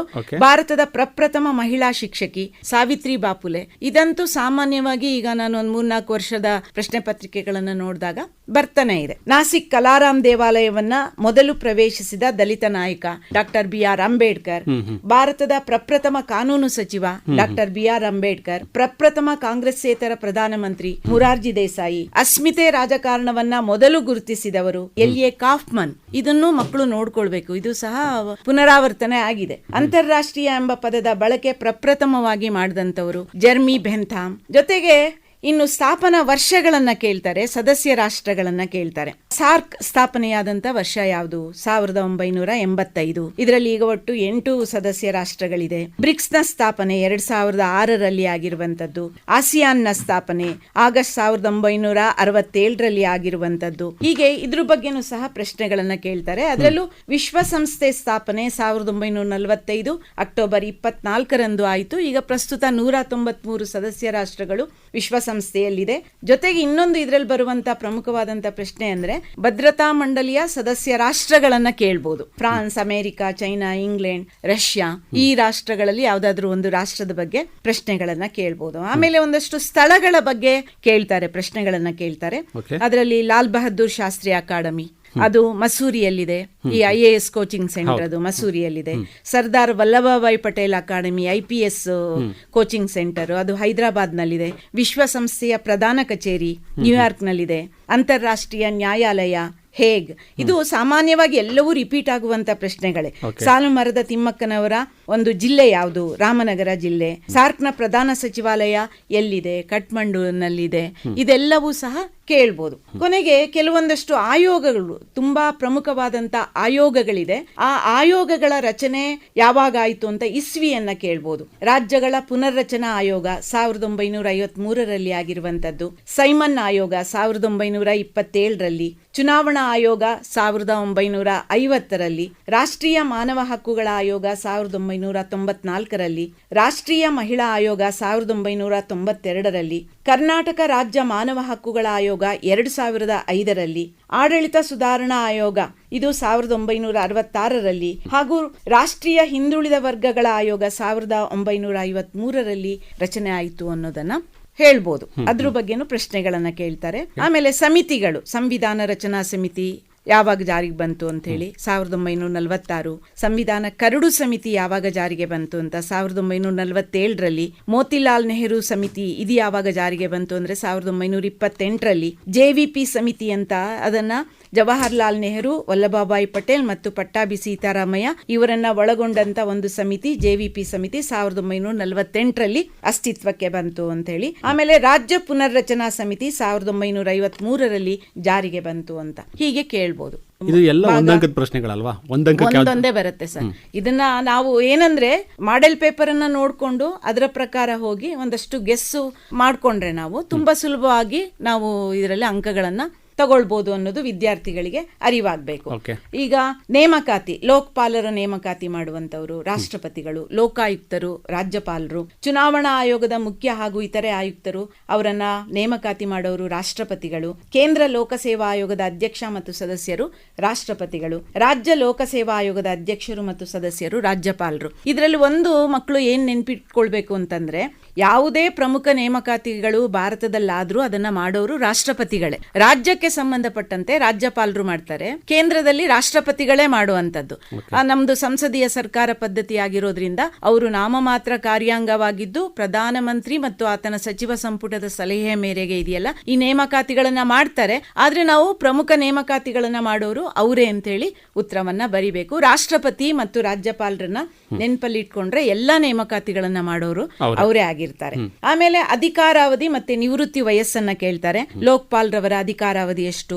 5 ವರ್ಷ, ಅಥವಾ ಅವರು 65 ವರ್ಷ ಆಗುವವರೆಗೂ ಸಹ ಅವರು ಅಧಿಕಾರದಲ್ಲಿರ್ಬೋದು. ಲೋಕಾಯುಕ್ತರ ಅಧಿಕಾರದ ಅವಧಿ 5 ವರ್ಷ, ಅವರು 65 ವರ್ಷ ವಯಸ್ಸಾಗುವವರೆಗೂ ಸಹ ಇರ್ಬೋದು. ಹಾಗೆ ಚುನಾವಣಾ ಆಯೋಗದ ಮುಖ್ಯ ಮತ್ತು ಇತರೆ ಆಯುಕ್ತರ ಅಧಿಕಾರಾವಧಿ 6 ವರ್ಷ. ಆಮೇಲೆ ಇಲ್ದಿದ್ರೆ 65 ವರ್ಷಗಳಾಗುವವರೆಗೂ ಸಹ ಅವರು ಅಧಿಕಾರದಲ್ಲಿ ಇರ್ಬೋದು. ಕೇಂದ್ರ ಲೋಕಸೇವಾ ಆಯೋಗದ ಅಧ್ಯಕ್ಷರು ಮತ್ತು ಸದಸ್ಯರ ಅಧಿಕಾರಾವಧಿ 6 ವರ್ಷ. ಈ ಎಲ್ಲ ಸಾಮಾನ್ಯವಾಗಿ ಆಯೋಗಗಳೇನಿದೆ ಅದರ ಆಯುಕ್ತರ ಅವಧಿ ಇದೆಯಲ್ಲ 6 ವರ್ಷಗಳಾಗಿರುತ್ತೆ. ಆಮೇಲೆ 65 ವರ್ಷ. ರಾಜ್ಯಕ್ಕೆ ಬಂದ್ರೆ 6 ವರ್ಷ 62 ವರ್ಷ. ಅದನ್ನ ವಿದ್ಯಾರ್ಥಿಗಳು ನೆನಪಲ್ಲಿ ಇಟ್ಕೊಳ್ಬೇಕು. ಆಮೇಲೆ ಕೆಲವೊಂದು ಉದಾಹರಣೆಗಳನ್ನ ಕೇಳ್ತಾರೆ, ಇದು ಸಹ ತುಂಬಾ ಮುಖ್ಯ. ಸಾಮಾನ್ಯವಾಗಿ ಏನಂದ್ರೆ ಒಂದು 2-3 ಕ್ವಶನ್ಸ್ ಆದ್ರೂ ಇಲ್ಲಿ ಬರುತ್ತೆ. ಅಖಿಲ ಭಾರತೀಯ ಸೇವೆಗಳಿಗೆ ಉದಾಹರಣೆ, ಅದರಲ್ಲಿ ಭಾರತೀಯ ಆಡಳಿತ ಸೇವೆ, ಭಾರತೀಯ ಪೊಲೀಸ್ ಸೇವೆ, ಭಾರತೀಯ ಅರಣ್ಯ ಸೇವೆ, IAS, IPS, IFS, ಕೇಂದ್ರ ಸೇವೆಗಳು ಸೆಂಟ್ರಲ್ ಸರ್ವಿಸಸ್, ಇದರಲ್ಲಿ ಭಾರತೀಯ ರೈಲ್ವೆ ಸೇವೆ, ಭಾರತೀಯ ಅಂಚೆ ಸೇವೆ, ಭಾರತೀಯ ವಿದೇಶಿ ಸೇವೆ, ಭಾರತೀಯ ಕಂದಾಯ ಸೇವೆ ಇತ್ಯಾದಿಗಳನ್ನ ಬರೆಯುವಂತದ್ದು. ಅಂದ್ರೆ ಕೇಂದ್ರ ಸರ್ಕಾರವೇ ಈ ಒಂದು ಇವರ ಮೇಲ್ವಿಚಾರಣೆಯನ್ನ ಮಾಡುತ್ತೆ ಎನ್ನುವಂಥದ್ದು. ರಾಜ್ಯ ಸೇವೆಗಳು ಅಂತ ಅಂದ್ರೆ ನಮ್ಮ ರಾಜ್ಯಕ್ಕೆ ಸಂಬಂಧಪಟ್ಟಿರುವಂತದ್ದು ಕರ್ನಾಟಕ ಆಡಳಿತ ಸೇವೆಗಳು, ಕರ್ನಾಟಕ ಅರಣ್ಯ ಸೇವೆಗಳು, ಕರ್ನಾಟಕ ಶಿಕ್ಷಣ ಸೇವೆಗಳು ಇತ್ಯಾದಿ. ಆಮೇಲೆ ಉದಾಹರಣೆ ಕೇಳ್ತಾರೆ. ಏಕಪಕ್ಷ ಪದ್ಧತಿ, ಇದಕ್ಕೆ ಉದಾಹರಣೆ ಯಾವುದು? ಚೀನಾ. ದ್ವಿಪಕ್ಷ ಪದ್ಧತಿ ಅಂತಂದ್ರೆ ಅದಕ್ಕೆ ಅಮೇರಿಕ. ಆಮೇಲೆ ಬಹುಪಕ್ಷ ಪದ್ಧತಿ ಅಂದ್ರೆ ಭಾರತ, ಫ್ರಾನ್ಸ್, ಇತ್ತೀಚೆಗೆ ಇಂಗ್ಲೆಂಡ್ ಸಹ ಸೇರ್ಪಡೆಗೊಂಡಿದೆ. ಬಹುಪಕ್ಷ ಪದ್ಧತಿ ಇಂಗ್ಲೆಂಡ್ನಲ್ಲೂ ಸಹ ಈಗ ಆರಂಭ ಆಗ್ತಾ ಇದೆ. ಆ ಕಾರಣಕ್ಕಾಗಿ ಪ್ರತ್ಯಕ್ಷ ಚುನಾವಣೆ ಅಂದ್ರೇನು, ಅದಕ್ಕೆ ಉದಾಹರಣೆ ಕೊಡಿ ಅಂತ ಕೇಳ್ತಾರೆ. ಅವಾಗ ಉದಾಹರಣೆ ಕೊಡಬೇಕಾದ್ರೆ ಲೋಕಸಭಾ ಚುನಾವಣೆ, ಸ್ಥಳೀಯ ಸರ್ಕಾರಗಳ ಚುನಾವಣೆ ಇವುಗಳನ್ನ ನಾವು ಉದಾಹರಣೆಯಾಗಿ ಬರಿಬಹುದು. ಪರೋಕ್ಷ ಚುನಾವಣೆ ಅಂದ್ರೆ ನಾವು ರಾಷ್ಟ್ರಪತಿಯವರನ್ನ ನೆನಪಲ್ಲಿ ಇಟ್ಕೊಳ್ಬೇಕು. ರಾಷ್ಟ್ರಪತಿ, ಉಪರಾಷ್ಟ್ರಪತಿ, ಆಮೇಲೆ ರಾಜ್ಯಸಭೆ, ವಿಧಾನ ಪರಿಷತ್ ಚುನಾವಣೆ ಇದೆಯಲ್ಲ, ಪರೋಕ್ಷ ಚುನಾವಣೆ ಅಂದ್ರೆ ಜನರೇ ನೇರವಾಗಿ ಆಯ್ಕೆ ಮಾಡಲ್ಲ, ಬದಲಾಗಿ ನಾವು ಆಯ್ಕೆ ಮಾಡಿದಂತ ಪ್ರಜಾಪ್ರತಿನಿಧಿಗಳೇನಿದ್ದಾರೆ ಅವರು ಅವರನ್ನ ಆಯ್ಕೆ ಮಾಡ್ತಾರೆ. ಹಾಗೆ ಆಮೇಲೆ ರಾಷ್ಟ್ರೀಯ ಪಕ್ಷಗಳನ್ನ ಕೇಳ್ತಾರೆ. ಕಾಂಗ್ರೆಸ್, ಬಿಜೆಪಿ ಇದೆರಡನ್ನ ಸಾಮಾನ್ಯವಾಗಿ ಕೇಳೋದು 1 ಅಥವಾ 2 ಕೇಳ್ತಾರೆ. ಆದ್ರಿಂದ ನಾವು ಕಾಂಗ್ರೆಸ್, ಬಿಜೆಪಿ, CPI, CPM ಇವುಗಳನ್ನ ಉದಾಹರಣೆಯಾಗಿ ಕೊಡ್ಬೋದು. ರಾಜ್ಯ ಪಕ್ಷಗಳನ್ನ ಕೇಳ್ತಾರೆ. ರಾಜ್ಯ ಪಕ್ಷಗಳಂತಂದ್ರೆ CPI, ಆಮೇಲೆ ನಮ್ಮಲ್ಲಿ ಜನತಾದಳ, ಜಾತ್ಯತೀತ ಜನತಾದಳ ಇದೆಯಲ್ಲ, ಅದು ರಾಜ್ಯ ಪಕ್ಷ, ಶಿವಸೇನೆ, ಸಮಾಜವಾದಿ ಪಕ್ಷ, ಇವುಗಳನ್ನ ನಾವು ಉದಾಹರಣೆ ಕೊಡ್ಬೋದು. ಆಮೇಲೆ ಬಹುರಾಷ್ಟ್ರೀಯ ಕಂಪನಿಗಳಿಗೆ ಅದಕ್ಕೆ ಉದಾಹರಣೆಯನ್ನ ಕೇಳಿದಾಗ ಮೈಕ್ರೋಸಾಫ್ಟ್ ಆಗಿರ್ಬೋದು, ಆಮೇಲೆ IBM, ಆಪಲ್, ಕೋಕೋ ಕೋಲಾ, ಅಕ್ಸೆಂಚರ್ ಇತ್ಯಾದಿ ಉದಾಹರಣೆಯನ್ನ ಕೊಡ್ಬೋದು. ಇದು ಪುಸ್ತಕದಲ್ಲೂ ಸಹ ಇದೆ. ಆದ್ರಿಂದ ಭಯೋತ್ಪಾದಕ ಸಂಘಟನೆಗಳಿಗೆ ಉದಾಹರಣೆ ಕೊಡಿ ಅಂತ ಕೆಲವು ಸಂದರ್ಭದಲ್ಲಿ ಕೇಳಿದಾಗ ತಾಲಿಬಾನ್, ಲಷ್ಕರ್-ಎ-ತೊಯ್ಬಾ ಇವುಗಳ ಉದಾಹರಣೆಯನ್ನ ಕೊಡ್ಬೋದು. ಆಮೇಲೆ ಕೇಂದ್ರಾಡಳಿತ ಪ್ರದೇಶಗಳನ್ನ ಬರೆಯಿರಿ ಅಂತ ಕೊಡ್ತಾರೆ. ಅವಾಗ ನಾವು 8 ಕೇಂದ್ರಾಡಳಿತ ಪ್ರದೇಶಗಳ ಹೆಸರನ್ನ ಸಹ ಬರಿಬೇಕಾಗತ್ತೆ. 5 ಮಾರ್ಕ್ಸಿಗೆ ಕೆಲವೊಮ್ಮೆ ಯಾವ್ದಾದ್ರೂ ಒಂದು ಕೇಂದ್ರಾಡಳಿತ ಪ್ರದೇಶವನ್ನ ಬರೆಯಿರಿ ಅಂತ ಒಂದೇ ಸಾಕು ಸರ್. ನೀವು ಅದನ್ನ ಸೆಂಟೆನ್ಸು ಬರೆಯೋ ಅಗತ್ಯ ಇಲ್ಲ. ಆಮೇಲೆ ಸಮ್ಮಿಶ್ರ ಸರ್ಕಾರಕ್ಕೆ ಉದಾಹರಣೆ ಕೊಡಿ ಅಂತ ಕೇಳ್ತಾರೆ. ಅವಾಗ ಭಾರತ ಕೊಡ್ಬೋದು, ಫ್ರಾನ್ಸ್ ಕೊಡ್ಬೋದು. ಆಮೇಲೆ ಶಕ್ತಿ ಬಣಗಳು, ಇದು ಸಹ ತನ್ನ ಅಸ್ತಿತ್ವವನ್ನ ಕಳ್ಕೊಂಡಿದೆ. ಆದ್ರೆ ನಮ್ಮ ಪುಸ್ತಕದಲ್ಲಿ ಆ ಒಂದು ವಿಚಾರ ಇರೋದ್ರಿಂದ ನಾವು ಅದನ್ನ ಬರೀಲೇಬೇಕಾಗತ್ತೆ. ಶಕ್ತಿ ಬಣಗಳು ಅಂದ್ರೆ ಅಮೆರಿಕ ಮತ್ತು ರಷ್ಯಾ. ಮಿಲಿಟರಿ ಬಣಗಳು ಅಂದ್ರೆ ನ್ಯಾಟೋ, ಸಿಯಾಟೋ ಇತ್ಯಾದಿ. ಆಮೇಲೆ ಕೇಳ್ತಾರೆ ನಿರಂಕುಶಾಧಿಕಾರಿಗಳು ಯಾರನ್ನಾದ್ರೂ ಹೆಸರಿಸಿ ಅಂತ ಕೇಳ್ತಾರೆ. ನಾವು ಹಿಂದಿನ ಹಾಗೆ ಹಿಟ್ಲರ್, ಮುಸಲೋನಿ, ಆಮೇಲೆ ಮೊಹಮ್ಮದ್ ಗಡಾಫಿ ಇವರ ಹೆಸರುಗಳನ್ನ ಬರೀಬಹುದು. ಇಷ್ಟು ಇದೆಯಲ್ಲ 1 ಅಂಕದ ಪ್ರಶ್ನೆಗಳಲ್ಲಿ ಸಾಮಾನ್ಯವಾಗಿ ಬರುವಂತದ್ದು. ಓಕೆ, ಪಾರ್ಟ್ ಏನಲ್ಲಿ 1 ಅಂಕದ ಪ್ರಶ್ನೆಗಳು ಆಲ್ಮೋಸ್ಟ್ ನೀವು ಹೇಳಿದ್ರಿ. ಇಷ್ಟು ಮೋಸ್ಟ್ ನೋಡ್ಕೊಂಡ್ರೆ 20 ಅಂಕ ಅವ್ರ ಜೋಬಲ್ಲಿ. ಹೌದು ಸರ್. ಆದ್ರೆ ಇನ್ನೊಂದು ನಾನು ನಿಮ್ಗೆ ಹೇಳಲೇಬೇಕು. ನಮ್ಮಲ್ಲಿ ಏನಂದ್ರೆ ಬಹುಶಃ ನಾನು ರಾಜ್ಯಶಾಸ್ತ್ರದಲ್ಲಿ ಮಾತ್ರ ಈ ತರ ಇದೆ ಅಂತ ಅನ್ಕೊಳ್ತೀನಿ. ಚಿತ್ರಗಳನ್ನ ಕೊಟ್ಟು ಆ ಚಿತ್ರಗಳ ಮೂಲಕ ಉತ್ತರಿಸೋದಕ್ಕೆ ಹೇಳ್ತಾರೆ. ಅದು ಪಾರ್ಟ್ ಏನಲ್ಲ, ಪಾರ್ಟ್ ಏನಲ್ಲಿ, ಅಥವಾ ನೀವು 2 ಅಂಕಕ್ಕೂ ಬರ್ಬೋದು, 5 ಅಂಕಕ್ಕೂ ಕೆಲವು ಸಂದರ್ಭದಲ್ಲಿ ಕೇಳ್ಬೋದು. ಇದು ಒಂದ್ ಸ್ವಲ್ಪ ಮಕ್ಕಳಿಗೆ ಗೊಂದಲ ಆಗುವಂತದ್ದು ಇದೆ. ಯಾಕೆ ಅಂತಂದ್ರೆ ಈ ಚಿತ್ರಗಳಿದೆಯಲ್ಲ ಸ್ಪಷ್ಟವಾಗಿ ಕಾಣ್ತಾ ಇರಲ್ಲ. ಒಂದು ಆದ್ರಿಂದ ಚಿತ್ರಗಳು ಕಾಣ್ತಾ ಇಲ್ಲ. ಇದನ್ನ ನಾವ್ ಏನು ಅಂತ ಹೇಳಿ ಗೆಸ್ ಮಾಡೋದಕ್ಕೆ ಸಾಧ್ಯ ಇಲ್ಲ. ಮಕ್ಕಳಿಗೆ ಮಾತ್ರ ಕಷ್ಟ ಅಲ್ಲ, ನಾವ್ ಲೆಕ್ಚರರ್ಸೇ ಇದೇನು ಅಂತ ಗೂಗಲ್ ಚೆಕ್ ಮಾಡಿ ಆಮೇಲೆ ಇದು ಆ ಚಿತ್ರ ಇರಬೇಕು ಅಂತ ಹೇಳಿ ಅನ್ಕೊಂಡಿರೋದು. ಇದು ಕೇಂದ್ರ ಸಚಿವಾಲಯದ ಚಿತ್ರ ಕೊಟ್ಟಿದ್ದಾರೆ, ಅದು ತುಂಬಾ ಕನ್ಫ್ಯೂಷನ್ ಆಗಿದೆ. ಸೇವೆಗಳನ್ನ ಹೆಸರಿಸಿ ಅಂತೇಳಿ ಹೇಳಿದ್ದಾರೆ. ಅದೇನು ಅನ್ನೋದೇ ಮಕ್ಕಳಿಗೂ ಗೊತ್ತಾಗದೆ ಇರುವಂತ ಒಂದು ಸಂದರ್ಭನೂ ಸಹ ಇರುತ್ತೆ. ಚಿತ್ರ ಕೊಟ್ಟು ಅದು ಏನ್ ಚಿತ್ರ ಅಂತ ಹೇಳ್ಬೇಕು ಅಷ್ಟೇನಾ? ಇಲ್ಲ, ಅದ್ರ ಬಗ್ಗೆ ಬರಿಬೇಕು. ಮೊದಲನೇ ಅಧ್ಯಾಯವನ್ನ ನಾವು ಗಮನಿಸಿದಾಗ ಒಟ್ಟು 3 ಚಿತ್ರಗಳಿದೆ. ಪ್ರಶ್ನೆ ಕೋಟಿಯಲ್ಲಿ ಇರುವಂತ ಚಿತ್ರ ಇದು ಭಾರತದ ಸಂವಿಧಾನದ ಚಿತ್ರ. ಆದ್ರೆ ಅವ್ರು ಏನ್ ಕೇಳಿದ್ದಾರೆ ಅಂದ್ರೆ ಕೆಳಗಿನ ಚಿತ್ರವನ್ನ ನೋಡಿ ಅದು ಯಾವಾಗ ಜಾರಿಗೆ ಬಂತು ಅಂತ ಹೇಳಿ ಕೇಳಿದ್ದಾರೆ. ಆಮೇಲೆ ಇನ್ನೊಂದು ಆಪರೇಷನ್ ಪೋಲೋ ಅಂದ್ರೆ ಹೈದರಾಬಾದಿಗೆ ಭಾರತೀಯ ಸೇನೆ ಇದೆಯಲ್ಲ 1948ರಲ್ಲಿ ಪ್ರವೇಶ ಮಾಡಿ ಭಾರತದ ಒಕ್ಕೂಟಕ್ಕೆ ಹೈದರಾಬಾದ್ ಅನ್ನ ಸೇರ್ಪಡೆ ಮಾಡಿದ್ದು. ಆ ತರ ಒಂದು ಚಿತ್ರವನ್ನ ಸಹ ನೀಡಲಾಗಿದೆ. ಆಮೇಲೆ ಕೆಳಗಿನ ಚಿತ್ರವನ್ನ ನೋಡಿ ಅದರ ಅರ್ಥವನ್ನ ಬರೆಯಿರಿ ಅಂತ ಸಹ ಕೆಲವು ಸಂದರ್ಭದಲ್ಲಿ ಪ್ರಶ್ನೆಗಳನ್ನ ಕೇಳ್ಬೋದು. ಜೊತೆಗೆ ಇನ್ನು 3ನೇದಾಗಿ ಏನಂದ್ರೆ ಭಾರತದ ಭೂಪಟದ ಚಿತ್ರ ಕೊಡ್ತಾರೆ. ಕೆಳಗಿನ ಚಿತ್ರವನ್ನ ವೀಕ್ಷಿಸಿ ಮತ್ತು ಭಾರತದ ರಾಜ್ಯಗಳು ಮತ್ತು ಕೇಂದ್ರಾಡಳಿತ ಪ್ರದೇಶಗಳನ್ನ ಪಟ್ಟಿ ಮಾಡಿ ಅಂತ ಕೊಡ್ತಾರೆ. ಇದು 5 ಅಂಕಗಳಿಗೆ ಸರ್. 28 ರಾಜ್ಯಗಳು ಮತ್ತು 8 ಯೂನಿಯನ್ ಟೆರಿಟರೀಸ್ ಏನಿದೆ ಇವುಗಳನ್ನ ಕುರಿತು ಬರಿಬೇಕಾಗತ್ತೆ. ಇನ್ನೊಂದು ಮಕ್ಕಳಿಗೆ ಈ ಸಂದರ್ಭದಲ್ಲಿ ಏನ್ ಹೇಳ್ತೀನಿ ಅಂತಂದ್ರೆ, ನಮ್ಮ ಪಠ್ಯಪುಸ್ತಕ ಸಂಪೂರ್ಣ ಪರಿಷ್ಕರಣೆ ಆಗಿಲ್ಲ, ಕೆಲವೆಲ್ಲ ಹಳೇದೇ ಇಟ್ಕೊಂಡಿದ್ದಾರೆ. ಇವಾಗ ಇರುವಂತದ್ದು 28 ರಾಜ್ಯಗಳು ಮತ್ತು 8 ಕೇಂದ್ರಾಡಳಿತ ಪ್ರದೇಶಗಳು. ನೀವು ಅದೇ ಉತ್ತರವನ್ನ ಬರಿಬೇಕು. 29ನೇ ರಾಜ್ಯ ತೆಲಂಗಾಣ. ಆದ್ರೆ ಏನಂದ್ರೆ ಜಮ್ಮು ಕಾಶ್ಮೀರವನ್ನ ಕೇಂದ್ರಾಡಳಿತ ಪ್ರದೇಶವನ್ನಾಗಿ ಮಾಡಿದ ಕಾರಣದಿಂದ ಇವಾಗ ಇರುವಂತದ್ದು 28 ರಾಜ್ಯಗಳು, 8 ಕೇಂದ್ರಾಡಳಿತ ಪ್ರದೇಶಗಳು. ಅದನ್ನ ಇಟ್ಕೊಳ್ಳಿ. ಆಮೇಲೆ ಪಠ್ಯ ಪುಸ್ತಕದಲ್ಲಿಯೂ ಸಹ ಕೆಲವಷ್ಟು ಚಿತ್ರಗಳಿದೆ, ಅದನ್ನ ಗಮನಿಸ್ಕೊಳ್ಳಿ. ದೇಶ ವಿಭಜನೆಗೆ ಸಂಬಂಧಪಟ್ಟಂತ ಚಿತ್ರ ಇದೆ, ದುಂಡು ಮೇಜಿನ ಪರಿಷತ್ತಿಗೆ ಸಂಬಂಧಿಸಿದಂತ ಚಿತ್ರ, ಆಮೇಲೆ ಭಾರತ ಸ್ವಾತಂತ್ರ್ಯವನ್ನ ಪ್ರಕಟಿಸಿರುವಂತ ಪತ್ರಿಕಾ ವರದಿ ಚಿತ್ರ. ಇದೆಲ್ಲವನ್ನ ಇನ್ನು ಒಂದು 7 ಚಿತ್ರಗಳಿದೆ. ಆ 7 ಚಿತ್ರಗಳನ್ನ ವಿದ್ಯಾರ್ಥಿಗಳು ಗಮನಿಸಿದ್ರೆ, ಇದು ಯಾಕೆ ಇದನ್ನ ಮುಖ್ಯ ಅಂತ ಹೇಳ್ತಾ ಇದ್ದೀನಿ ಅಂದ್ರೆ, ಈ ಚಿತ್ರವನ್ನ ತೋರಿಸಿ ಉತ್ತರ ಬರೆಯೋದಿದೆಯಲ್ಲ ಅದು 1 ಅಂಕ ಆದ್ರೂ ಆಗಿರ್ಬೋದು, 2 ಅಂಕಕ್ಕಾದ್ರೂ ಆಗಿರ್ಬೋದು, 5 ಅಂಕಗಳಿಗಾದ್ರೂ ಆಗಿರ್ಬೋದು. 2 ಅಥವಾ 3 ಚಿತ್ರವನ್ನ ಕೊಡ್ತಾರೆ. ಹೆಚ್ಚು ಕಡಿಮೆ ಒಂದೊಂದ್ಸಲ ಏನಾಗುತ್ತೆ 8 ಅಂಕಗಳಿಗೂ ಸಹ ಮಕ್ಕಳು ಉತ್ತರಿಸಬೇಕಾಗತ್ತೆ. ಆದ್ರಿಂದ ಅದನ್ನ ಗಮನಿಸಿದ್ರೆ ಒಳ್ಳೇದು ಅಂತ. ಆಮೇಲೆ 2ನೇ ಅಧ್ಯಾಯದಲ್ಲಿ ಪ್ರಶ್ನೆ ಕೋಟಿಯಲ್ಲಿ ಚಿತ್ರಗಳನ್ನ ಕೊಟ್ಟಿದ್ದಾರೆ. ಕೇಂದ್ರ ಚುನಾವಣಾ ಆಯೋಗದ ಸದಸ್ಯರ ಕುರಿತು ಪ್ರಶ್ನೆಗಳನ್ನ ಕೇಳಿದ್ದಾರೆ. ಆಯೋಗದ ಚಿತ್ರವನ್ನ ಕೊಟ್ಟಿದ್ದಾರೆ. ಅದು ಏಕಸದಸ್ಯ ಪೀಠನೋ ಅಥವಾ ದ್ವಿಸದಸ್ಯನೋ ಅಥವಾ ತ್ರಿಸದಸ್ಯನೋ ಅಥವಾ ಬಹು ಸದಸ್ಯರೋ ಅಂತೇಳಿ ಆಯ್ಕೆಗಳಿದೆ. ಅದನ್ನ ವಿದ್ಯಾರ್ಥಿಗಳು ಗುರುತಿಸಬೇಕು. ಮತದಾನದ ಚಿತ್ರವನ್ನ ನೀಡಿದ್ದಾರೆ, ಅದರಲ್ಲಿ ಮತದಾನ ಎಂದ್ರೆ ಏನು ಅನ್ನೋದನ್ನ ವಿದ್ಯಾರ್ಥಿಗಳು ಬರೀಬೇಕಾಗತ್ತೆ. ಮತಯಂತ್ರದ ಚಿತ್ರ ನೀಡಿದ್ದಾರೆ, EVM ಏನಿದೆ ವಿದ್ಯುನ್ಮಾನ ಮತಯಂತ್ರದ ಚಿತ್ರವನ್ನ ನೀಡಿ ಅದರ ಅನುಕೂಲತೆಗಳನ್ನ ವಿದ್ಯಾರ್ಥಿಗಳು ಬರೀಬಹುದು. 2 ಅನುಕೂಲತೆ ಕೇಳ್ಬೋದು, ಅಥವಾ 5 ಅಂಕದ ಪ್ರಶ್ನೆಗಳಿಗೆ ಈ ಅಧ್ಯಾಯದಲ್ಲಿ ಅವಕಾಶ ಇಲ್ಲದೆ ಇರೋದ್ರಿಂದ 2 ಅಂಕಗಳಿಗೆ ಈ ಪ್ರಶ್ನೆಯನ್ನ ಕೇಳಬಹುದಾಗಿದೆ. ಆಮೇಲೆ ಇದಲ್ಲದೆ ಈ ಪಠ್ಯ ಪುಸ್ತಕದಲ್ಲಿ ಮತದಾನ ಪ್ರಕ್ರಿಯೆಯಲ್ಲಿರುವಂತಹ ಮತದಾರರು, ಆಮೇಲೆ ಪ್ರಥಮ ಬಾರಿಗೆ ಮತಾಧಿಕಾರದಲ್ಲಿ ಪಾಲ್ಗೊಂಡ ಅರ್ಹ ಮತದಾರರು, ವಿದ್ಯುನ್ಮಾನ ಮತಯಂತ್ರ, ಇವುಗಳ ಬಗ್ಗೆ ಎಲ್ಲ ಚಿತ್ರ ಇದೆ. ಇದನ್ನ ವಿದ್ಯಾರ್ಥಿಗಳು 2ನೇ ಅಧ್ಯಾಯದಲ್ಲಿ ಗಮನಿಸಬೇಕು. ಅಧ್ಯಾಯ 3ರಲ್ಲೂ ಸಹ ಇಲ್ಲಿ ಕೆಳಗಿನ ಚಿತ್ರವನ್ನ ಪರಿಗಣಿಸಿ ಮತ್ತು ಅದರ ಒಟ್ಟು ಸದಸ್ಯರಿಗೆ ಸಂಬಂಧಿಸಿದಂತೆ ಸರಿಯಾದ ಉತ್ತರವನ್ನ ಆರಿಸಿ ಅಂತ ಹೇಳಿ ಕೇಂದ್ರ ಲೋಕಸೇವಾ ಆಯೋಗದ ಚಿತ್ರವನ್ನ ತೋರಿಸಿ ಸದಸ್ಯರ ಕುರಿತಂತೆ ಪ್ರಶ್ನೆಗಳನ್ನ ಕೇಳಿದ್ದಾರೆ. ಇದನ್ನ ಮಕ್ಕಳು ಗಮನಿಸಬೇಕು. ಇದರೊಂದಿಗೆ ಕೇಂದ್ರ ಸಚಿವಾಲಯದ ಚಿತ್ರವನ್ನ ನೀಡಿ ಕೆಳಗಿನ ಚಿತ್ರವನ್ನ ಗುರುತಿಸಿ ಮತ್ತು ಅದರ ಸೇವೆಗಳನ್ನ ತಿಳಿಸಿ ಅಂತ ಹೇಳಿ ಕೇಳಿದ್ದಾರೆ. ಅದೇ ಈ ಚಿತ್ರ. ಆದ್ರೆ ಎಲ್ಲೂ ನಾವು ಗೂಗಲ್ ಚೆಕ್ ಮಾಡಿದಾಗ ತುಂಬಾ ಈಸಿಯಾಗಿ ಈ ಚಿತ್ರ ಇದೆಯಲ್ಲ ಸಿಗ್ಲಿಲ್ಲ. ನಾನು ಏನು ಕೇಳೋದೇನಂದ್ರೆ ಯಾರೇ ಪೇಪರ್ ಸೆಟ್ಟರ್ ಆದ್ರೂ ಸಹ ತುಂಬಾ ಸುಲಭವಾಗಿ ವಿದ್ಯಾರ್ಥಿಗಳು ರೆಕಗ್ನೈಸ್ ಮಾಡುವಂತ ಒಂದು ಚಿತ್ರ ಕೊಡಿ. ಉತ್ತರ ಹೇಗೂ ಬರೀತಾರೆ, ಆದ್ರೆ ಚಿತ್ರ ಗುರುತಿಸೋದಕ್ಕೆ ತುಂಬಾ ಸುಲಭವಾಗಿರ್ಬೇಕು ಅನ್ನುವಂಥದ್ದು. ಆಮೇಲೆ UPSC ಕಚೇರಿ ಇದನ್ನ ಕಾಮನ್ ಆಗಿ ಕೇಳುವಂತದ್ದು, ಅದರ ರಚನೆಯನ್ನ ತಿಳಿಸಿ ಅಂತ ಹೇಳಿ ಕೊಟ್ಟಿದ್ದಾರೆ. ಅಧ್ಯಾಯ 4ರಲ್ಲಿ ಮಹಿಳೆಯರಿಗೆ ಶಿಕ್ಷಣವನ್ನ ಪ್ರಾರಂಭಿಸಿದ ಪ್ರಥಮ ಶಿಕ್ಷಕಿ, ಅದನ್ನ ಸಾವಿತ್ರಿ ಬಾಪುಲೆ ಅವರ ಚಿತ್ರವನ್ನ ಕೊಟ್ಟಿದ್ದಾರೆ. ಜೊತೆಗೆ ಇನ್ನೊಂದೇನಂದ್ರೆ ಹಿಂದುಳಿದ ವರ್ಗಗಳ ಏಳಿಗೆಗಾಗಿ ಶ್ರಮಿಸಿದಂತ ಮಹನೀಯರ ಚಿತ್ರವನ್ನ ಸಹ ನೀಡಿದ್ದಾರೆ. ಈ ಚಿತ್ರಕ್ಕೆ ವಿದ್ಯಾರ್ಥಿಗಳು ಹೆಚ್ಚು ಗಮನ ಹರಿಸಬೇಕು, ಯಾಕೆಂದ್ರೆ ಪುನಃ ರಿಪೀಟ್ ಆಗಿದೆ ಅದು. ಅಧ್ಯಾಯ 5ಕ್ಕೆ ಸಂಬಂಧಿಸಿದಂತೆ ಪ್ರಶ್ನೆ ಕೋಟಿಯಲ್ಲಿ ಜನಾಂಗೀಯ ನಾಡು ಎಂದು ವರ್ಣಿಸಿರುವ ರಾಷ್ಟ್ರವನ್ನ ಗುರುತಿಸಿ ಅಂತೇಳಿ 1 ಅಂಕಕ್ಕೆ ಕೇಳಿದ್ದಾರೆ. ಆಫ್ರಿಕಾ ಅದು. ಆಮೇಲೆ ಅಲ್ಲದೆ ಅಸಮಾನತೆಯ ಕುರಿತಾದ ಚಿತ್ರವನ್ನ ಸಹ ಕೇಳಲಾಗಿದೆ. ಹಾಗೂ ಭಯೋತ್ಪಾದಕತೆಗೆ ಸಂಬಂಧಪಟ್ಟಂತೆ ಚಿತ್ರ ನೀಡಿ ಅದಕ್ಕೆ ಕಾರಣಗಳೇನು ಅಂತ ಹೇಳಿ 5 ಅಂಕಕ್ಕೆ ಪ್ರಶ್ನೆಗಳನ್ನ ಕೇಳಿದ್ದಾರೆ. ಆಮೇಲೆ ಅಧ್ಯಾಯ 6ರಲ್ಲಿ ಅಸ್ಮಿತೆ ರಾಜಕಾರಣದ ಅರ್ಥ, ಸಮ್ಮಿಶ್ರ ಸರ್ಕಾರದ ಕುರಿತಾಗಿ 2 ಅಂಕದ ಚಿತ್ರ ಹಾಗೂ ಅಸ್ಮಿತೆ ರಾಜಕಾರಣದ ಉಗಮಕ್ಕೆ ಸಂಬಂಧಪಟ್ಟಂತೆ 5 ಅಂಕಗಳ ಚಿತ್ರವನ್ನ ನೀಡಿದ್ದಾರೆ. ಇದನ್ನ ತುಂಬಾ ನಾನು ಹೇಳೋದಾದ್ರೆ ಗಂಭೀರವಾಗಿ ವಿದ್ಯಾರ್ಥಿಗಳು ಗಮನಿಸಬೇಕು. ಅಸ್ಮಿತೆ ರಾಜಕಾರಣದ ಬಗ್ಗೆ ಸಾಮಾನ್ಯವಾಗಿ ಪ್ರಶ್ನೆ ಇರುತ್ತೆ.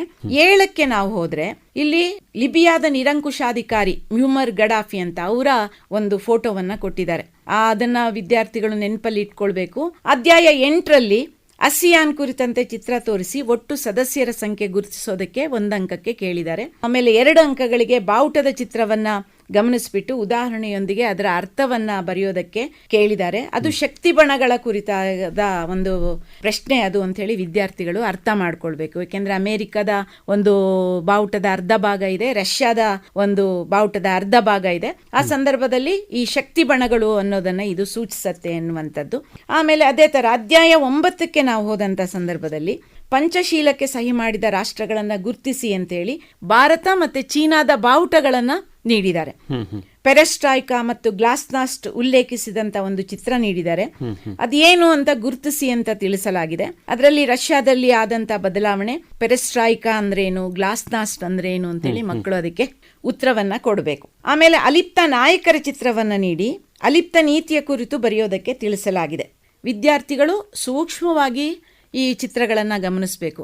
ನನ್ನ ಒಂದು ಸಜೆಷನ್ ಏನಂದ್ರೆ ವಿದ್ಯಾರ್ಥಿಗಳು ಈ ಪ್ರಶ್ನೆಗಳಿಗೆ ಉತ್ತರವನ್ನ ಕೊಡಬೇಕಾದ್ರೆ ಗೊಂದಲ ಆದಲ್ಲಿ ನೀವು ಹೇಳಿದ್ರಲ್ಲ ಪಾರ್ಟ್ E ಅನ್ನ ಒಂದ್ಸಲ ಗಮನಿಸೋದು ಒಳ್ಳೇದು ಅಂತ. ಇದೊಂದು ಮಕ್ಕಳಿಗೆ ನಾನು ಟ್ರಿಕ್ ಹೇಳ್ಕೊಡ್ತಾ ಇರೋದು. ಆದ್ರೆ ಇದು ಪಾಸಿಬಿಲಿಟಿ ಅಷ್ಟೇ. ಇದು ಎಲ್ಲಾ ಸಂದರ್ಭದಲ್ಲೂ ಸರಿಯಾಗುತ್ತೆ ಅಂತ ಹೇಳಕ್ಕಾಗಲ್ಲ.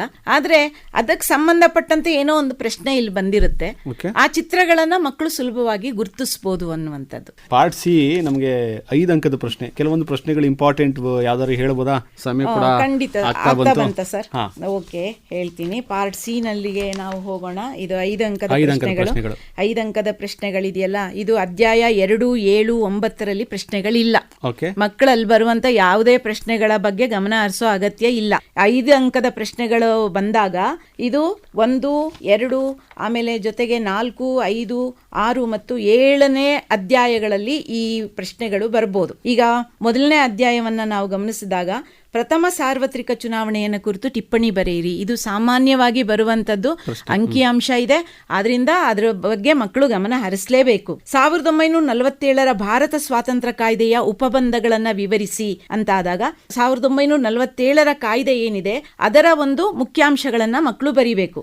ಭಾರತದ ರಾಜ್ಯಗಳು ಮತ್ತು ಕೇಂದ್ರಾಡಳಿತ ಪ್ರದೇಶಗಳನ್ನ ಪಟ್ಟಿ ಮಾಡಿ, ಇದು ಮಾಡೆಲ್ ಕ್ವಶನ್ ಪೇಪರ್ ಅಲ್ಲೂ ಇರುವಂತ ಪ್ರಶ್ನೆ.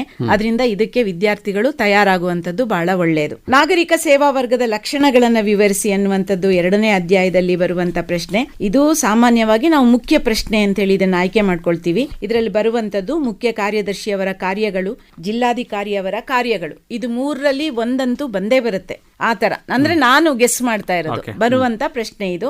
ಆಮೇಲೆ ಇನ್ನು 4ನೇ ಅಧ್ಯಾಯಕ್ಕೆ ಬಂದಾಗ 5 ಅಂಕದ ಪ್ರಶ್ನೆಗಳಿಗೆ ದಲಿತ ಚಳುವಳಿಯ ಕುರಿತು ಕೇಳ್ಬೋದು, ಕಾರಣಗಳು ಕೇಳ್ಬೋದು, ಅಥವಾ ರಾಜಕೀಯ ಪರಿಣಾಮಗಳನ್ನ ಕೇಳ್ಬೋದು. ಹಿಂದುಳಿದ ವರ್ಗಗಳ ಚಳುವಳಿ ಕುರಿತ ಕಾರಣಗಳು ಅಥವಾ ರಾಜಕೀಯ ಪರಿಣಾಮಗಳು, ಮಹಿಳಾ ಚಳುವಳಿ ಕುರಿತ ಕಾರಣಗಳು ಅಥವಾ ರಾಜಕೀಯ ಪರಿಣಾಮಗಳು, ಆಮೇಲೆ ರೈತ ಚಳುವಳಿಯ ಬಗ್ಗೆನೂ ಸಹ ಕೇಳುವಂತ ಸಾಧ್ಯತೆಗಳು ಇದೆ. ಆದ್ರಿಂದ ಆ ಒಂದು ಚಾಪ್ಟರ್ನ ಮಕ್ಕಳು ಗಮನ ಹರಿಸಿ ನೋಡ್ಕೊಳ್ಳುವಂತದ್ದು ಒಳ್ಳೇದು ಅಂತ. 5ನೇ ಚಾಪ್ಟರ್ಗೆ ಬಂದಾಗ ರಾಷ್ಟ್ರ ನಿರ್ಮಾಣದ ವಿವಿಧ ಅಗತ್ಯಾಂಶಗಳನ್ನ ವಿವರಿಸಿ ಅಂತ ಹೇಳಿ ಕೇಳ್ತಾರೆ. ರಾಷ್ಟ್ರ ನಿರ್ಮಾಣಕ್ಕೆ ಎದುರಾಗುವ ಅಡಚಣೆಗಳನ್ನ ವಿಮರ್ಶಾತ್ಮಕವಾಗಿ ವಿವರಿಸಿ ಅಂತ ಹೇಳಿ ಕೇಳ್ತಾರೆ. ಆಮೇಲೆ ರಾಷ್ಟ್ರ ನಿರ್ಮಾಣಕ್ಕೆ ಎದುರಾಗುವ ಅಡಚಣೆಗಳ ನಿವಾರಣೋಪಾಯಗಳನ್ನ ವಿವರಿಸಿ ಅಂತನೂ ಸಹ ಕೇಳ್ಬೋದು. ಇದು ರಾಷ್ಟ್ರ ನಿರ್ಮಾಣ ಅನ್ನುವಂಥದ್ದು ತುಂಬಾ ಇಂಪಾರ್ಟೆಂಟ್ ಆದಂತ ಪ್ರಶ್ನೆ.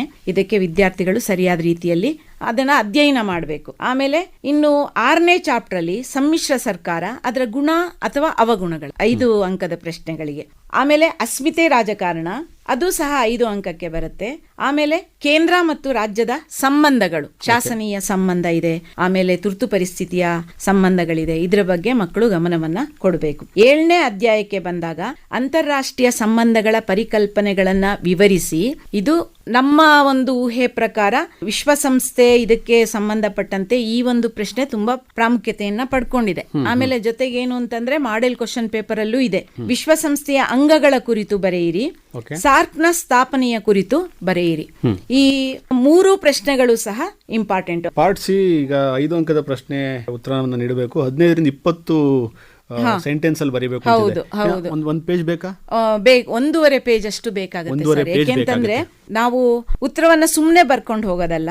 5 ಮತ್ತು 10 ಅಂಕದ ಪ್ರಶ್ನೆಗಳಿಗೆ ಏನಂದ್ರೆ ನಾವು ಒಂದು ಪೀಠಿಕೆ, ಆಮೇಲೆ ಟಾಪಿಕ್ ಏನಿದೆ ಅದರ ವಿಸ್ತರಣೆ, ಆಮೇಲೆ ಉಪಸಂಹಾರ, ಇವುಗಳನ್ನ ಬರೀಲೇಬೇಕು. ಇದು ತುಂಬಾ ಇಂಪಾರ್ಟೆಂಟ್ ಆಗಿರುವಂತ ವಿಚಾರ ಒಂದು 5 ಮತ್ತು 10 ಅಂಕದ ಪ್ರಶ್ನೆಗಳಿಗೆ. ಆಯ್ತಾ?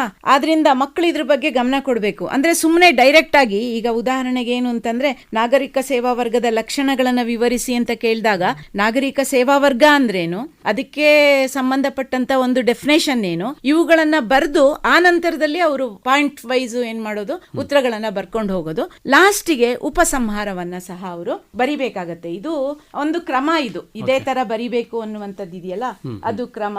ಆ ಒಂದು ಕ್ರಮದಲ್ಲಿ ಬರೆದ್ರೆ ಇದೆಯಲ್ಲ, ಅವರಿಗೆ 5ಕ್ಕೆ 5 ಅಂಕಗಳನ್ನ ಪಡೆಯೋದಕ್ಕೆ ಸಾಧ್ಯ ಆಗುತ್ತೆ. ಈಗ ಪಾರ್ಟ್ ಡಿ ಮೇಡಮ್ ಕೊನೆಯ ಒಂದು ಭಾಗ 10 ಅಂಕದ ಯಾವ ಪ್ರಶ್ನೆಗಳಂತ ಹೇಳ್ಬಿಟ್ರೆ ವಿದ್ಯಾರ್ಥಿಗಳ ಅನುಕೂಲ ಆಗುತ್ತೆ, ಸಮಯ ಕೂಡ ಆಗ್ತಾ ಬಂತು. ಹೌದು, ಆಗ್ಲಿ ಸರ್. ಈಗ 10 ಅಂಕದ ಪ್ರಶ್ನೆಗಳು ಅಂತಂದ್ರೆ ಇದು ನಾನು ನಿಮ್ಗೆ ಹೇಳ್ದಾಗೆ 4 ಚಾಪ್ಟರ್ ಇಂದ ಬರುವಂತದ್ದು. ಈಗ ನಮ್ಗೆ ಬ್ಲೂ ಪ್ರಿಂಟ್ ಕೈಗೆ ಬಂದಾಗಿದೆ.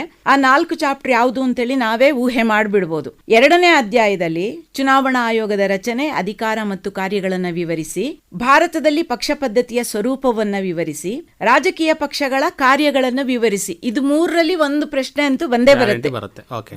ಆಮೇಲೆ ಇನ್ನು ನಾವು ನಂತರದ ಅಧ್ಯಾಯಕ್ಕೆ ಹೋದಂತ ಸಂದರ್ಭದಲ್ಲಿ ಅನಕ್ಷರತೆ ಪ್ರಜಾಪ್ರಭುತ್ವಕ್ಕೆ ಒಂದು ಅಡ್ಡಿ ಹೇಗೆ, ಅದರ ನಿವಾರಣೋಪಾಯಗಳನ್ನು ವಿವರಿಸಿ, ಭಯೋತ್ಪಾದನೆಗೆ ಕಾರಣಗಳು ಮತ್ತು ಅವುಗಳ ನಿವಾರಣೆಗೆ ಶಾಸನಾತ್ಮಕ ಕ್ರಮಗಳನ್ನು ಕುರಿತು ಬರೆಯಿರಿ, ಕೋಮುವಾದದ ಕಾರಣಗಳನ್ನು ತಿಳಿಸಿ ಮತ್ತು ಅವುಗಳ ನಿವಾರಣೋಪಾಯಗಳನ್ನು ಕುರಿತು ಬರೆಯಿರಿ. ಈ ಚಾಪ್ಟರ್ ಅಲ್ಲೂ ಸಹ ಏನು ಅಂದ್ರೆ ಸಂಬಂಧಪಟ್ಟಂತೆ ಪ್ರಶ್ನೆಗಳು ಇದೆ. ಇನ್ನು ನಾನು ವೈಯಕ್ತಿಕವಾಗಿ ಮಕ್ಕಳಿಗೆ ಹೇಳೋದೇನಂದ್ರೆ 2ನೇ ಅಧ್ಯಾಯ ಒಂದಾದ್ರೆ ನೆಕ್ಸ್ಟ್ 7ನೇ ಅಧ್ಯಾಯಕ್ಕೆ ಹೋಗಿ ಅಲ್ಲಿ 3 ಪ್ರಶ್ನೆಗಳಿದೆ. ಉದಾರೀಕರಣ, ಖಾಸಗೀಕರಣ, ಜಾಗತೀಕರಣ. ಇದಕ್ಕೆ ಸಂಬಂಧಪಟ್ಟಂತೆ ಇವುಗಳ ಅರ್ಥ, ಮಹತ್ವ ಮತ್ತು ರಾಜಕೀಯ ಪರಿಣಾಮಗಳನ್ನು ವಿವರಿಸಿ ಅನ್ನುವಂಥದ್ದು ಪ್ರಶ್ನೆ ಪತ್ರಿಕೆಯಲ್ಲಿ ಒಂದು ಪ್ರಶ್ನೆ ಬಂದೇ ಬರುತ್ತೆ. ಈಗ ನಮ್ಮ ಪ್ರಿಪರೇಟರಿದಾಗಿರ್ಬೋದು ಅಥವಾ ನಾವು ಮಾಡೆಲ್ ಕ್ವಶನ್ ಪೇಪರ್ ನೋಡಿದಾಗ ಆ ಪ್ರಶ್ನೆ ಇದ್ದೇ ಇದೆ. ಆದ್ರಿಂದ ಮಕ್ಕಳು ತುಂಬಾ ಸುಲಭವಾಗಿ ಈ ಪ್ರಶ್ನೆಗಳನ್ನ ಆಯ್ಕೆ ಮಾಡ್ಕೊಳ್ಬಹುದು. ಇದು 3ಅನ್ನ ಓದಿದ್ರೆ ಒಂದಂತೂ ಬಂದೇ ಬರುತ್ತೆ ಅನ್ನುವಂಥದ್ದು. ಭಾರತದ ವಿದೇಶಾಂಗ ನೀತಿಯ ಮೂಲ ತತ್ವಗಳನ್ನ ವಿವರಿಸಿ, ಜೊತೆಗೆ ಅಲ್ಲೇ ಇರುವಂತದ್ದು ಭಾರತದ ವಿದೇಶಾಂಗ ನೀತಿಯ ಅರ್ಥ ಮತ್ತು ಮಹತ್ವವನ್ನ ವಿವರಿಸಿ, ಅಂಥೇಳಿ ಈ 2 ಪ್ರಶ್ನೆಗಳಿದೆಯಲ್ಲ, ಇದು ತುಂಬಾ ಮುಖ್ಯವಾಗಿ ಇರುವಂತದ್ದು. ಇದು ಎರಡನ್ನ ತಗೊಂಡು ಒಂದು ಚಾಯ್ಸ್ ಆಗಿ ಈ 9ನೇ ಅಧ್ಯಾಯದ ಪ್ರಶ್ನೆಗಳನ್ನ 2 ಇಟ್ಕೊಂಡ್ಬಿಟ್ರೆ ಮಕ್ಕಳಿಗೆ 20 ಅಂಕಗಳನ್ನ ತಗೊಳ್ಬಹುದು. ಆದ್ರೆ 20 ಅಂಕಗಳನ್ನ ತಗೊಳ್ಳೋದು ಎಲ್ಲ ಉತ್ತರ ಬರದ ತಕ್ಷಣ ಕೊಟ್ಬಿಡ್ತೀವಿ, ಹಂಗಾಗಲ್ಲ. ಕೆಲವೊಂದು ನಿಯಮಗಳಿದೆ. ನಾನು ಹೇಳಿದ್ನಲ್ಲ, ಯಾವುದೇ ವಿಭಾಗದಲ್ಲಿ ಎಷ್ಟು ಬರೋದು ಸ್ವಲ್ಪ ಕಷ್ಟನೇ ಸರ್. ಯಾಕೆಂತಂದ್ರೆ ಹೌದು, ಎಲ್ಲ ಬರೀತಾರೆ.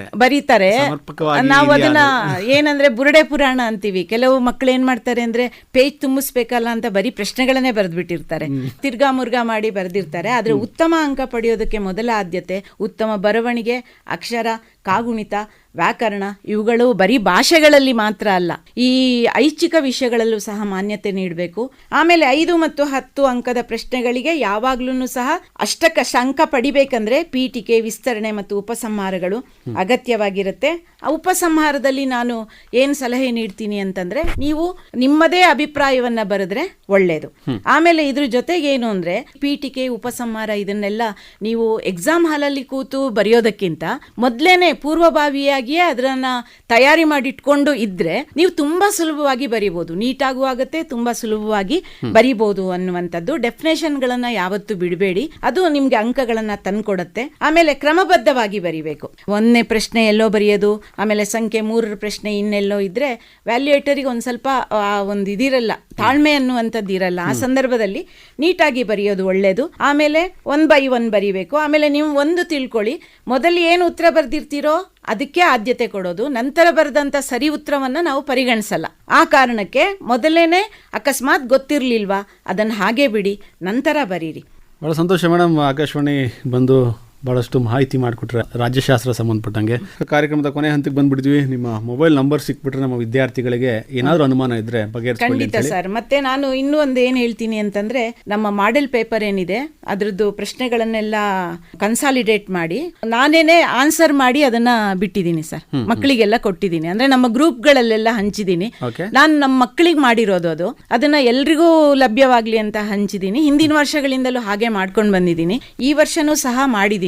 ಮಕ್ಕಳು ಖಂಡಿತವಾಗಿಯೂ ಸಹ ಇದ್ರ ಬಗ್ಗೆ ಮಾಹಿತಿ ಏನಾದ್ರೂ ಬೇಕಿದ್ರೆ ಯಾವಾಗ್ಲಾದ್ರೂ ಅವ್ರು ಕೇಳ್ಬೋದು, ನಾನು ಕೊಡಕ್ ತಯಾರಿದ್ದೀನಿ.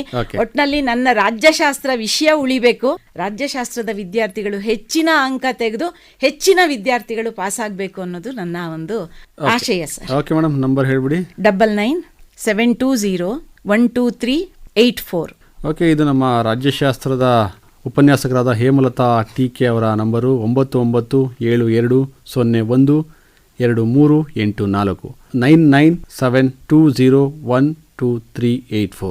ಈ ದೂರವಾಣಿ ಸಂಖ್ಯೆಗೆ ನೀವು ಕರೆ ಮಾಡಿ ಹೆಚ್ಚಿನ ಮಾಹಿತಿ ಪಡ್ಕೋಬಹುದು. ಆದರೆ ಕೆಲಸದ ಸಮಯವನ್ನು ಬಿಟ್ಟು ಒಂದು 5 ಗಂಟೆ ನಂತರ, 5 ಗಂಟೆ ನಂತರ ಒಂದು 8 ಗಂಟೆ ಒಳಗೆ, ಯಾಕೆಂದ್ರೆ ಅವರ ವೈಯಕ್ತಿಕ ಸಮಯಕ್ಕೂ ಕೂಡ ನೀವು ಮರ್ಯಾದೆಯನ್ನ ಕೊಡ್ತಾ ಹೆಚ್ಚಿನ ಮಾಹಿತಿ ಪಡ್ಕೋಬಹುದು ಅಂತ ಹೇಳ್ತಾ ಮೇಡಮ್, ಈಗ ವಾಟ್ಸ್ಆಪ್ಗೂ ಕಳಿಸಬಹುದು ಸರ್, ನಾನು ಅವಾಗ ಕಳಿಸ್ಕೊಡ್ತೀನಿ. ಅವ್ರಿಗೆ ಏನ್ ಮೆಟೀರಿಯಲ್ ಇದೆ ಅವುಗಳನ್ನ ಕಳಿಸ್ಕೊಡ್ತೀನಿ. ವಾಟ್ಸ್ಆಪ್ ಅಲ್ಲೂ ಕೂಡ ನೀವು ಸಂಪರ್ಕ ಮಾಡಬಹುದು ಅಂತ ಮೇಡಮ್ ಹೇಳ್ತಿದ್ದಾರೆ. ಇಷ್ಟೊತ್ತು ಕಾರ್ಯಕ್ರಮದಲ್ಲಿ ಬಂದು ರಾಜ್ಯಶಾಸ್ತ್ರ ವಿಚಾರದ ಬಗ್ಗೆ ಬಹಳಷ್ಟು ಮಾಹಿತಿ ಮಾಡಿಕೊಟ್ಟಿದ್ರಿ ಮೇಡಮ್. ಇಷ್ಟೊತ್ತು ಕಾರ್ಯಕ್ರಮದಲ್ಲಿ ಭಾಗವಹಿಸಿ ಧನ್ಯವಾದ. ನಮಸ್ಕಾರ. ಧನ್ಯವಾದಗಳು ಸರ್. ಇದುವರೆಗೆ ದ್ವಿತೀಯ ಪಿಯುಸಿ ವಿದ್ಯಾರ್ಥಿಗಳಿಗಾಗಿ ಪರೀಕ್ಷೆಗೆ ಸಿದ್ಧರಾಗೋಣ ಬನ್ನಿ ಸರಣಿ ಕಾರ್ಯಕ್ರಮ ಕೇಳಿದಿರಿ. ರಾಜ್ಯಶಾಸ್ತ್ರ ಅಂದರೆ ಪೊಲಿಟಿಕಲ್ ಸೈನ್ಸ್ ವಿಷಯದ ಪುನರಾವರ್ತನೆ ಮಾಡಿದವರು ಮೈಸೂರಿನ ವಾಣಿವಿಲಾಸ ಅರಸು ಬಾಲಕಿಯರ ಪದವಿ ಪೂರ್ವ ಕಾಲೇಜಿನ ರಾಜ್ಯಶಾಸ್ತ್ರ ಉಪನ್ಯಾಸಕರಾದ ಹೇಮಲತಾ. ಇವರೊಂದಿಗೆ ಭಾಗವಹಿಸಿದ್ದವರು ದಿಗ್ವಿಜಯ್ ಬಿ. ಸಂಕಲನ ತೇಜಸ್ವಿನಿ ಗಿರೀಶ್. ಈ ಕಾರ್ಯಕ್ರಮವನ್ನು ಆಕಾಶವಾಣಿ ಮೈಸೂರು ಕೇಂದ್ರದ ಯೂಟ್ಯೂಬ್ ಚಾನೆಲ್ನಲ್ಲೂ ಕೇಳಬಹುದು. ಇದು ಇಂದಿನ ಯುವವಾಣಿ.